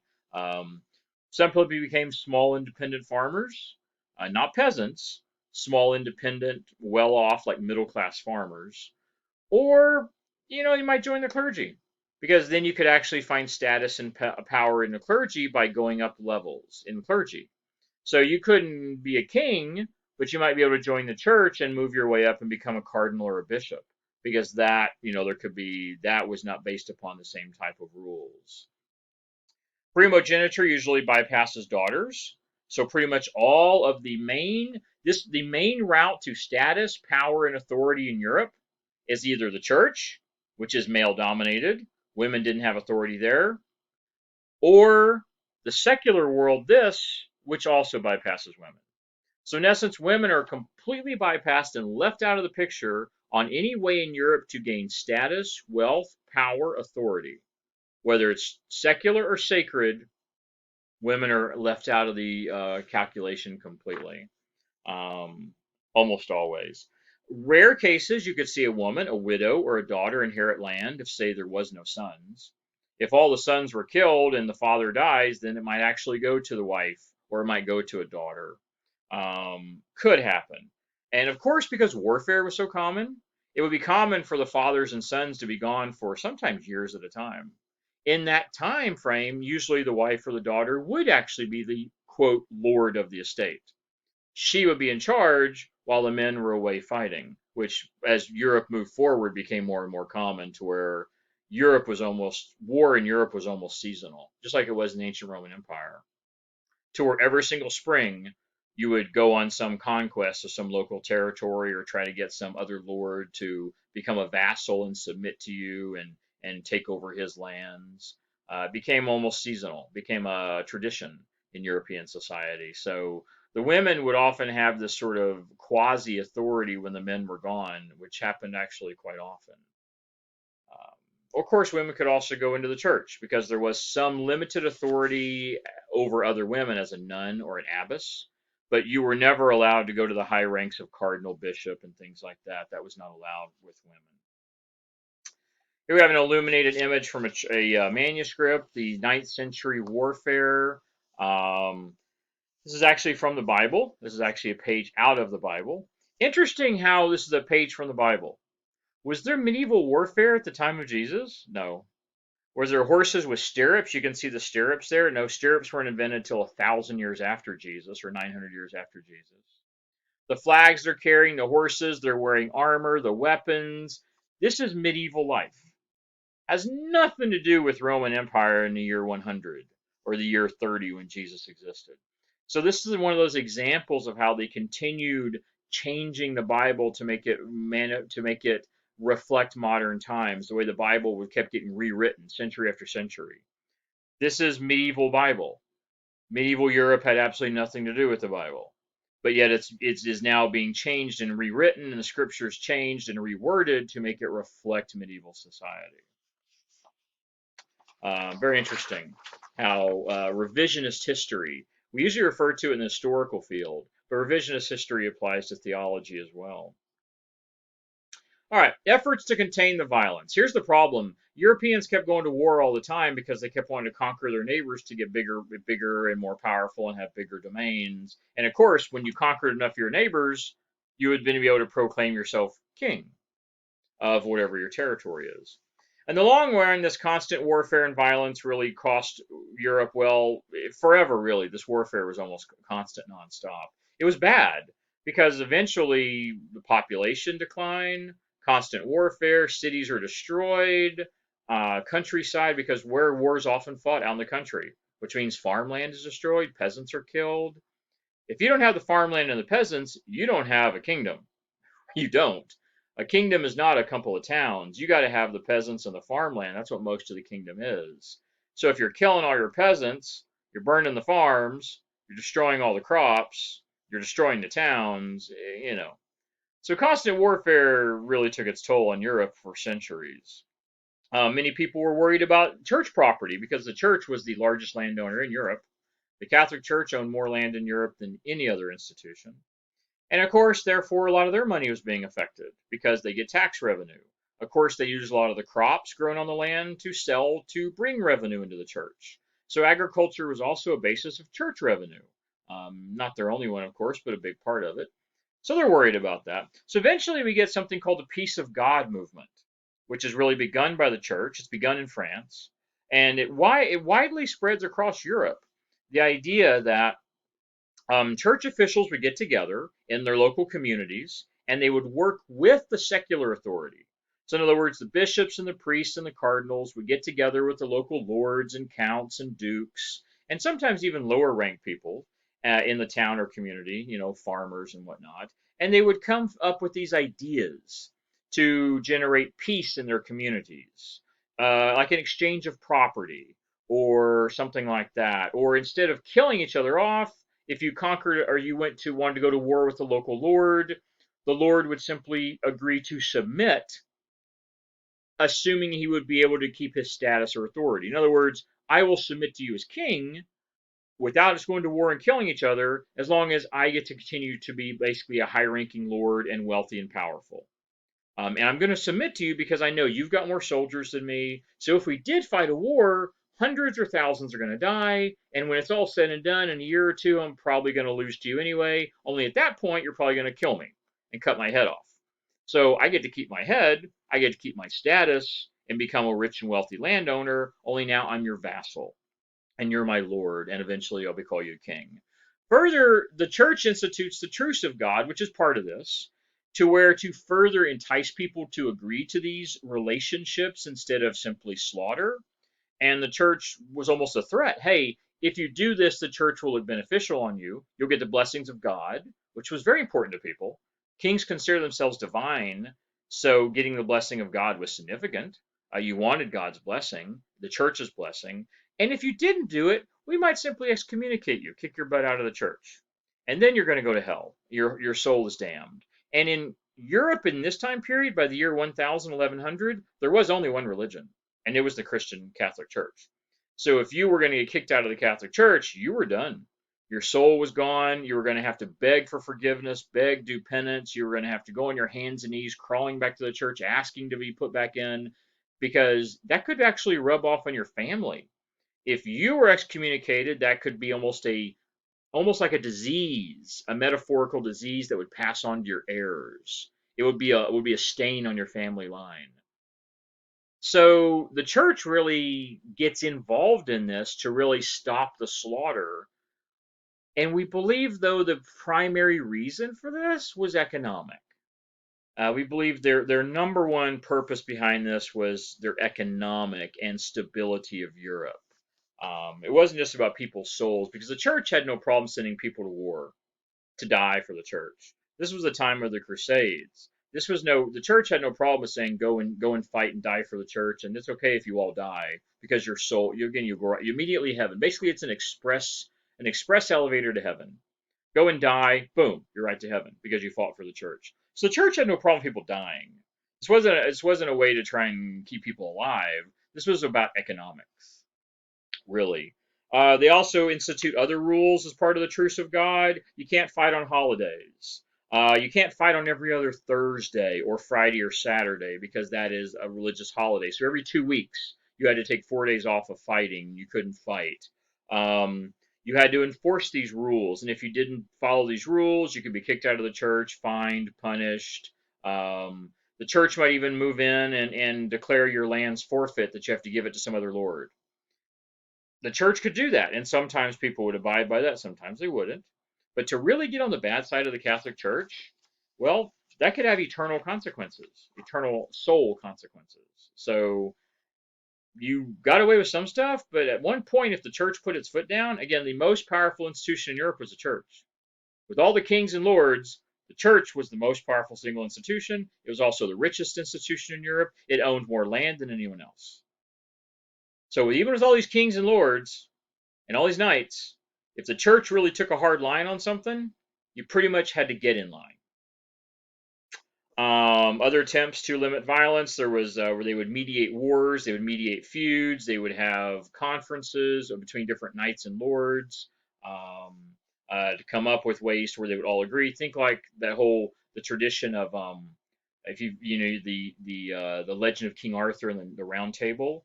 That was the idea initially. It was a real thing. Don't get me wrong. When I saying King Arthur, King Arthur was a real guy. However, he was probably an English lord back during the Roman Empire, like in the 400s or 500s, not medieval times. Um, but the idea of the Round Table was it would bring in all the lords to a table where they would all negotiate and compromise. So even though King Arthur himself was probably real, the actual King Arthur probably went back 500 years before this. But the idea of the round table and the negotiations and the way that the lords would actually work out their problems instead of killing each other on the battlefield, that comes from medieval ages during the time of the peace and truce of God in the 11th, 12th century. Yeah, that's the way it works. When you look at history and mythology and legend, sometimes they take entirely different things and they squish them together and it becomes a legend, even though they're entirely unrelated. Literally, these things are separated. The whole legend of King Arthur, the elements of it, are separated by half a millennia, but yet they've all merged together into this legend, which is based on maybe a couple facts, and then it becomes this whole thing. But it's interesting. That's literature. That's entertainment, really. Has nothing to do with history, really. Nothing at all. All right, let's talk about Italy, England, and France a little bit. In Italy, cities remain the primary center of power, as opposed to most of Europe. It was agricultural farming villages. We see landlords having their seats of power typically in the cities, as opposed to in the lords, manors, estates, all based on agriculture. The seat of power in Italy was usually the local cities, the city-states they were even sometimes referred to. Cities remained where all the trade was, so all the power in Italy was primarily in the city. Peasants sold their goods there. Artisans and merchants sold their wares in the cities. They lived and made their goods in the cities. And of course, all the foreign merchants. Probably the largest trade center in Europe was probably Italy, the whole region of Italy with all of its cities. And its location, of course, was right on the Mediterranean. So it had the prime location for trade with the Byzantine Empire to the east. And of course, the Muslims controlled Africa and the Middle East. So it had a prime location for trade with all of Europe, the lords in Europe, Byzantium Empire to the east, and all the Muslim world. So Italy was the perfect place for a generation of large amount of trade wealth in the cities. More than anything else, the rich nobles in Italian cities depended on cash. Almost everywhere else we've talked about, they depended on the wealth generally generated by agricultural products or labor. In Italy, they depended on actual money, whole, cold, hard cash. That is where the power and the wealth was in Italy. It was on money, bags of gold. That's where their money came from. Pretty much all rent was paid in money, as opposed to everywhere else in Europe, rent was often paid in labor or food. Family organization was also different in Italy. Um, Rather than being patrilineal meaning the lineage went down the father's side, patrilineal. We see families organize themselves into economic corporations. Basically, the whole family's a business. It's a family business, literally a family business. The whole business is a corporation under the family name. All the male members share profits. The male members are pretty much almost like all officers in the company. They're, the father's the CEO, the uncle is the CFO, cousin Ned is the COO, and that's the way it works. This is the basis of what we think of as this is really the inspiration for like the modern version of like the mafia and the mafioso, the whole family business. Even though there's no connection, they're entirely separated by centuries. Later on, when the mafioso and the mafia starts to arise in the 17th century, 18th century, they base it all on the early Italian family economic system from this time period, even though there is no actual direct connection. This is what they base it upon, this idea of the family business. The banks and the businesses are pretty much all based on the model. So all the power in Italy was in the hands of a few families, a few select families that had all the wealth. Even far more concentrated wealth than we see in Europe. In Europe, there's a lot of lords, there's a lot of vassals, there's a lot of knights, and everyone has some type of wealth. But in Italy, like all the wealth is in the top 1%. They have pretty much all the power and wealth. Then you have a 5 or 10% middle class, and then the other 90% are poor. In Europe, the poor, the massive poor, were probably 75%. So you had the wealth spread out among the top 25%. In Italy, it's like the top 5 is where almost all your wealth is. It's much more concentrated. So in England, we're going to look about briefly here. England, we have King Alfred the Great of Wessex. He ruled from 71 to 99. King Alfred the Great of Wessex, England, ruled from 71. I should have given you the century, I suppose. 871 to 899. He faced off the Vikings. He develops a monarchy there with himself as the king. At one point, proclaiming himself King of England for a short-lived while. He funded himself through taxes and farm, of course, and of course he had a big army. But he did something unique. He broke his army into two parts. He had an offense army and a defense army because the Vikings were constantly attacking, and literally, because England was an island, the Vikings could attack from the east today, west tomorrow, south next week, and next month they'll come from the north. They could come from any direction because you're an island. They could literally just sail up and come from anywhere. So he had to have a standing army in the middle of England, which governed like the most important cities, protected the most important cities, not governed. And then he had to have a roaming army which surrounded the entire borders of England and just constantly moved around looking for the occasional roaming Viking barbarian tribe which would come in. It was really challenging. I mean, to imagine defending yourself 360 degrees, you never know where the attack's going to come from. Tough to do, really tough to do. He brought in ideas of religious reform. He started education in England, brought in the Catholic Church to help reform religion there, because English religion was really tricky. There was multiple forms of Christianity. There was Irish Christianity, there was Scottish Christianity, there was English Christianity. Technically, it was all Catholic, but it was all much different. They all had different types of practices. There was not a uniform Christianity in England. Um, so he tried to change that. Latin becomes the common language. Latin was brought in by the Romans because for a brief period of time, England was part of the Roman Empire. They conquered Britain, but it was only part of the Roman Empire for a century or something. That's how it got the Christianity. But then the Roman Empire collapses and England is pretty much independent for centuries. The language becomes the Anglo-Saxon language, which eventually becomes Anglish, English. Our language we speak is descendant of this language, this Anglo-Saxon language that was created in the 10th century. An entirely new form of language. It was entirely unique and different, and it was a blending of multiple barbarian languages, the two barbarian tribes, the Angles and the Saxons. So the blending of these two barbarian tribes' language, they try to find a common language where they can all communicate, and this becomes Anglo-Saxon, which over the next 200-300 years, they simply start to abbreviate as Anglish, which is, of course, eventually English, our English language. They use this language for administration and literature, but still the elite educated and the religious still use Latin. So Latin is of the elite, but the common language, and the word we use that is called vernacular. The vernacular language, which means common wherever, is Anglo-Saxon.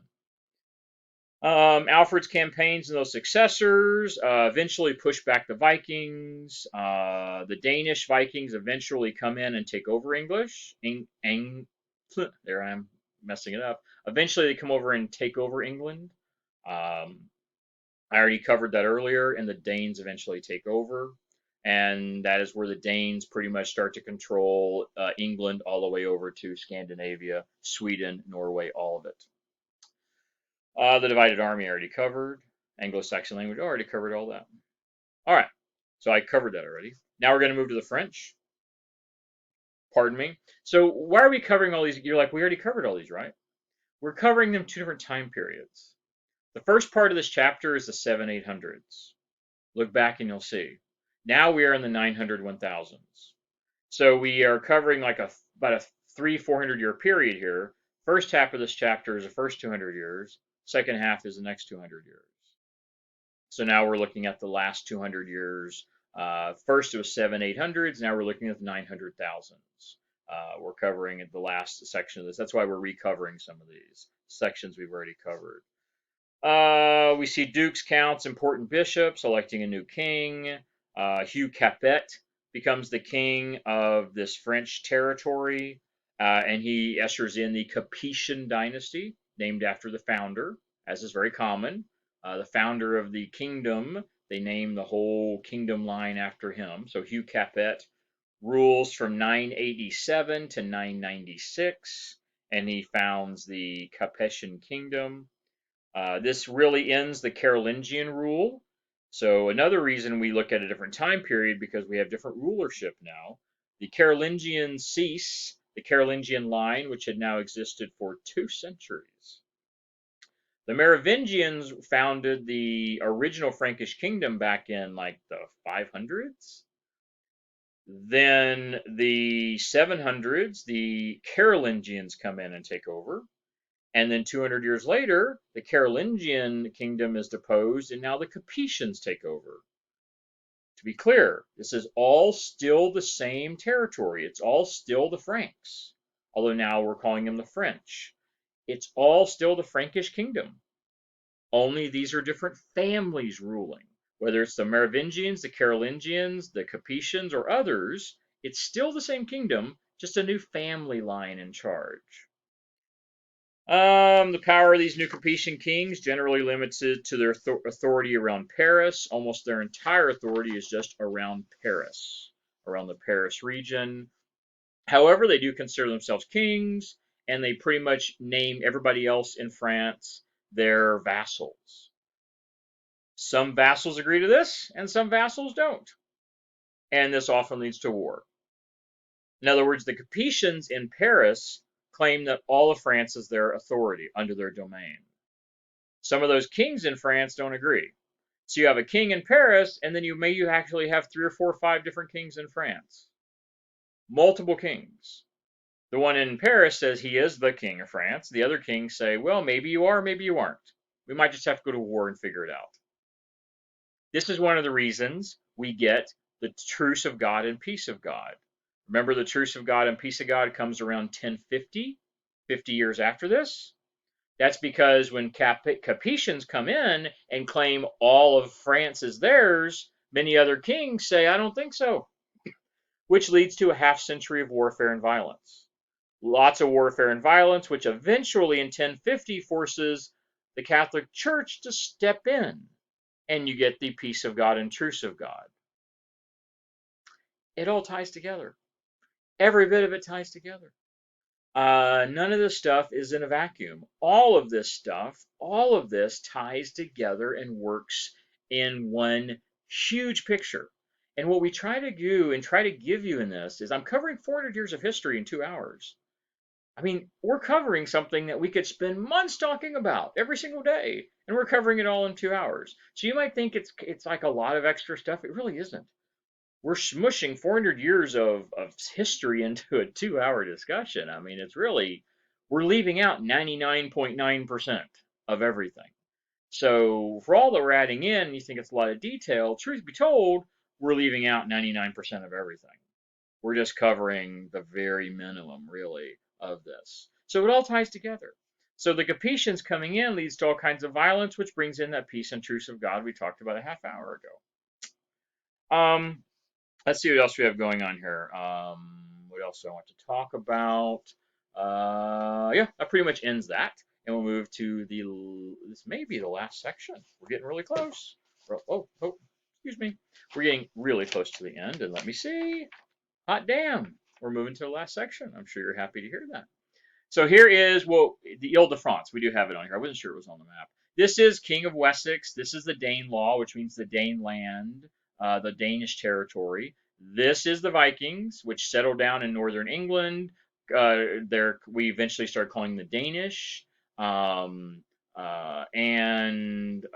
Let's see, who's the you're probably familiar with the most famous Dane, and that is from Shakespeare's, oh my gosh, I totally blanked. Totally blanked the Shakespearean play, Hamlet, which even, yeah, the Shakespearean play Hamlet, even if you're not really familiar with Hamlet, you've probably heard of it. They were Danish kings trying to conquer England. And the Hamlet all was part of this. He was one of the Danish kings. Anyway, so this is where the Scandinavian Vikings settled down in northern England, and then basically the Danes and the West, I don't know what you want to call them. Maybe they'd probably call themselves the English. The Danes and the English fight wars for the next 100 years. They keep going back and forth. Eventually, the Danes take over England, and then a century later, the English get back over and take over England, and it goes back and forth. For over 100 years, we get this back and forth until eventually they're all absorbed together and they all become one massive kingdom, the Kingdom of England, eventually. But it's pretty ugly and messy, and there's a lot of violence and warfare, and thousands die, tens of thousands die. And the war even spills out of England into northern Europe, into northern France. And eventually we get England and France going to war over control of England. That we'll talk about later. But it gives you at least an idea what's sort of going on here in northern England and northern Europe. It's pretty messy. Between the English, the Danes, the French. Yeah.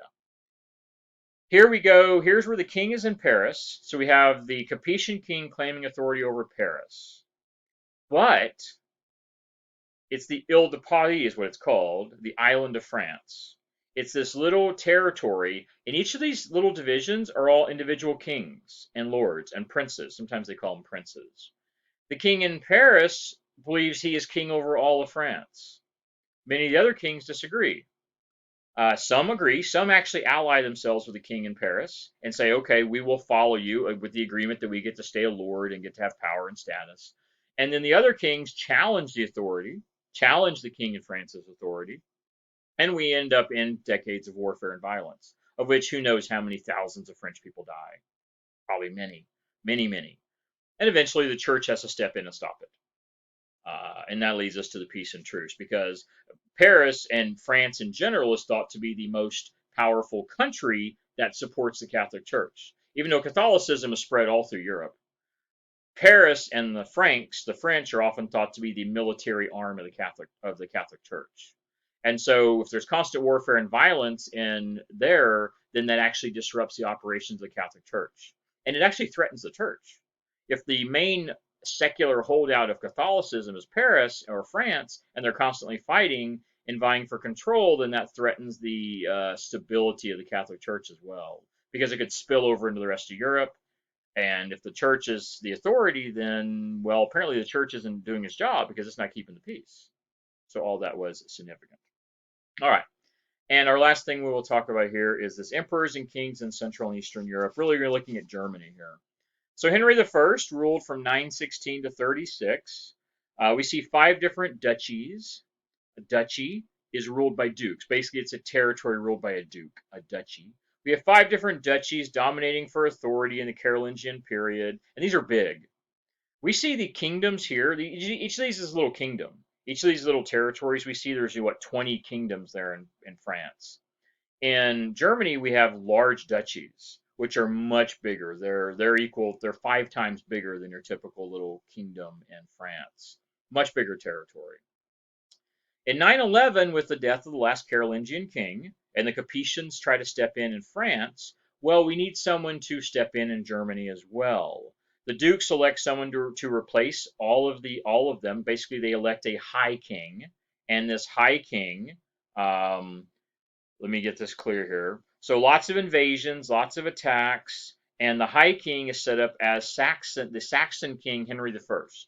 So Henry I is declared the first king of Germany. He is the first king of Germany after the Carolingians. With the Carolingian Frankish Empire collapsing and the Capetians taking over in France, for the first time Germany is independent. Germany is no longer part of the Frankish Empire. They decide to go their own way. They elect their own king.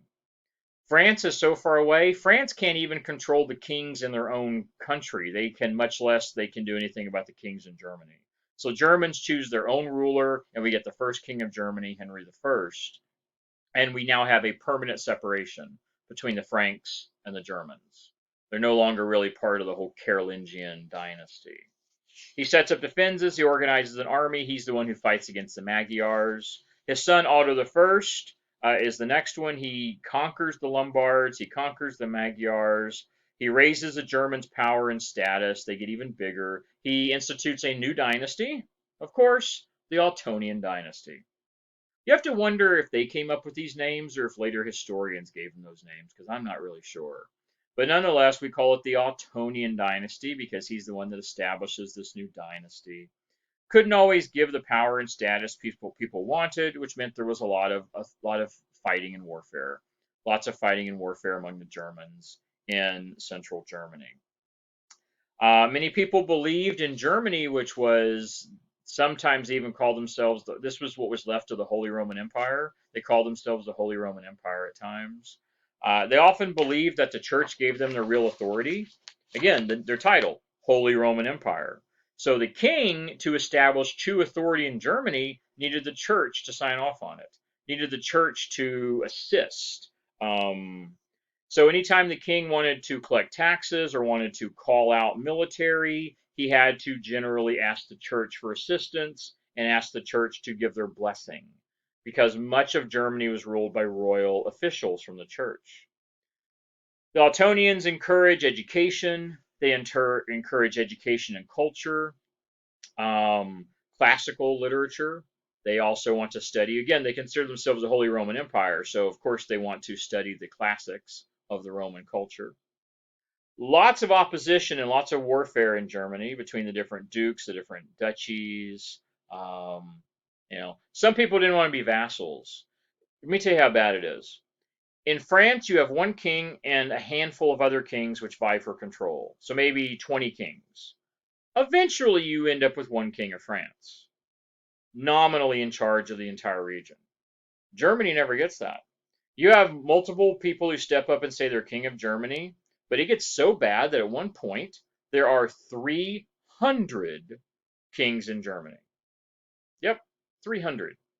300 different kings that all proclaim themselves king or lord, and they're all unwilling to follow or obey anyone else. I mean, some of these kingdoms, again, the duchies are big.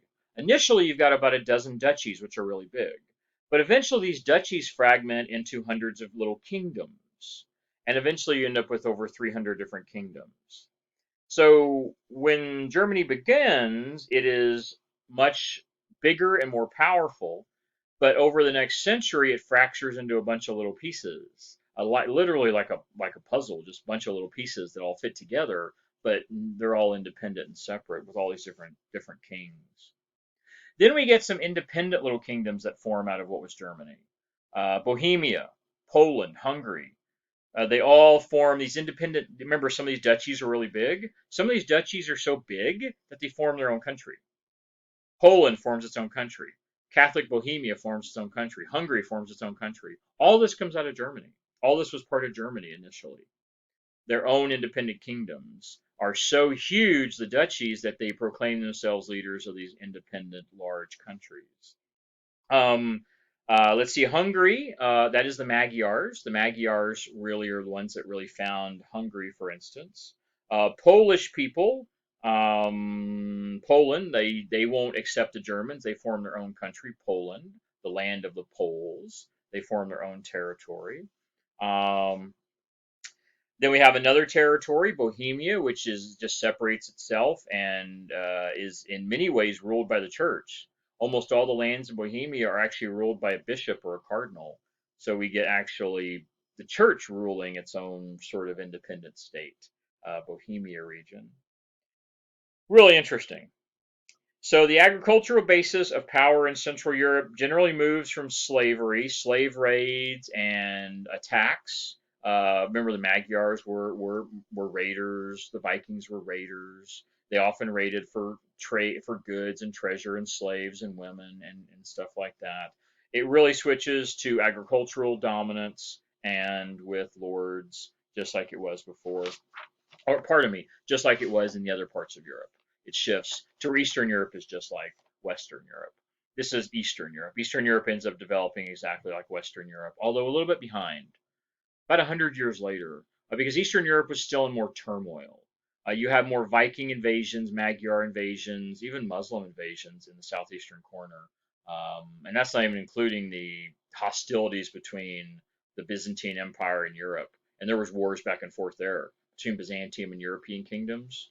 They didn't get along either. Even though they're all Christians, they constantly didn't get along with each other. So look at this image here. Here we have Otto receiving gifts. Look at this and think, what kind of gifts is he getting here? What do these women carry? Look at each one carries something. There's four of them. Each one carries an item. Each of these is supposed to represent a different part of the empire. So look at what they've got and see if you can interpret. So this one comes from Saucinia. This comes from Germania, Gallia, Roma. So the different regions. This is Germany, Germania, Germany. Gaul. Gaul is what we would usually refer to as like France area. Then you have Rome, of course, the region of Rome. And then the Scalinia is like Eastern European area, just generally Eastern Europe region. These are like different provinces. These is an image from the Bible, all being brought to Otto. Yep, an image out of the Bible. All this is being brought to the Emperor Otto the First. Yes, it has nothing to do with the Bible. Has nothing to do with religion. Has nothing to do with Christianity. Has nothing to do with Jesus. And this is actual scripture and pages and the Bible referring directly to Otto as emperor. 1,000 years after Jesus, 900 years after Jesus. Yeah, so think about the different stuff that is in this image, what this represents. It's a good discussion question. What does this represent? What is it that he's claiming? Because this is basically propaganda. Someone created this Bible for Otto. So Otto, with his power as the beginning of this new Ottonian Empire, this Ottonian Germanic dynasty, and he would have probably called himself an emperor of the Holy Roman Empire. So the first emperor, the Holy Roman Empire of Germany, he calls himself this. Here we have all the different regions of Germania and Gaul and Rome. Now, you must understand, the people in France did not consider Otto their emperor. But Otto did, but they did not. And Otto effectively had no power over France whatsoever. So what does this mean? What is this imagery saying that he thinks of himself emperor over all of Europe? This is effectively all of Europe. Rome, this is all of Europe, east, west, north, south. But he wasn't. He wasn't even emperor over maybe a fourth of Europe, maybe a quarter of Europe, even though he pretended to be emperor over all of Europe. What does that say about Otto? What's it say about the power he's trying to project? What's it say about the gifts they're trying to give, that they're trying to give this imagery of it? And this is another part. Here's Otto. Here's Otto with his scepter. He has a scepter and orb, indicates secular and religious authority. The orb gets got the religious symbology on it. The scepter gives him the secular authority as king and lord, and then he has this, which is a religious Christian symbol on it. So he claims to be leader of both the secular and the church. Was he? Was he the leader of the church? No, he was not. But he's claiming to be. So he's claiming over authority over all land, divine or not divine, all power and authority, secular and religious. You also have members of the church behind him. You have members of the military behind him. And the members of the church are actually handing him his sword. And so you have military members, you have church members. Um, yeah. What does this say about Otto and his idea? Was he delusional? Or did he know exactly what he was doing and he simply was trying to portray a particular image? Was this purely propaganda? Because we know it wasn't true. The Catholic Church didn't owe allegiance to Otto. Most of Europe didn't owe allegiance to Otto. Neither Rome nor Gaul owed allegiance to Otto. Germania, maybe. But the rest of Eastern Europe, I mean, look what happened in Eastern Europe. They all broke him into separate pieces. Bohemia, Poland, they all basically fractured off. He couldn't even hold on to this empire of his. Whole chunks of it just broke off and declared independence. Poland, Bohemia, Hungary were never brought back. Okay, I mean, actually, truthfully, Bohemia actually sort of is. But Poland and Hungary are never brought back. So he can't even hold on to this Holy Roman Empire of his that he claims to have total dominance over. Think about what all that means and what he's trying to portray and what image he's trying to give out there and what he's trying to say or state and the fact that it's not true and yet he still says it anyway. Who gets this image? Who gets this propaganda? Do the people in France hear about this? This is ancient times, remember? It could take months or years to get messages anywhere. So who's his audience when he's portraying this image? Lots of stuff to think about. So you're going to want to discuss this, if I put this as a discussion question. By the way, our last image is this. This gives you an idea what it looks like. This is what Europe sort of looks like at the end of all this. You have your English kingdoms up here. You have your French kingdom here, the Ile-de-France. You have the German kingdom here of Otto. You have Hungary broke off. You have Croatia. You have Poland. All these broke off. You have Bohemia over here, which broke off. At one point, all of this was part of the Holy Roman Empire. You have the Russians over here, which I haven't even talked about the Russians. The Kievan Rus. I think that's actually in this chapter in your book, but I decided to skip over it. Because truthfully, they don't really have much of an influence on Europe. The Russians, the Russians, they pretty much developed independently. And they are, even though we call Russia European, truth be told, Russia is really Asia. The reason we call Russians European is because ultimately their culture looks European. But historically, Russians are Asian. They're not European. So interesting how all this develops. And the Byzantines are still here. They're shrunk. They've gotten smaller, and they will keep getting smaller. The Byzantine Empire will keep getting smaller and smaller as they're pushed in by the Europeans and the Russians up here, and the Muslims down here, the Arabs down here. Byzantium will continue to shrink over the centuries. So that's where we end. That's where we end our chapter. It's a long chapter, went a long ways, but hey, think about it this way. A class lecture is 3 hours. This is 217. So even if you take what we've done here and you take the time to answer the discussion question, you'll still spend less time than had you come to lecture and your commute time. So I like to say that at the end because I know it's a long time to sit through this and maybe you had to do it more than one time, but that's okay. It's still less time than you would actually spend in the regular class. So I appreciate you watching, and I hope you watched all of it. I really do. Lots of great information here. And we will see you next time.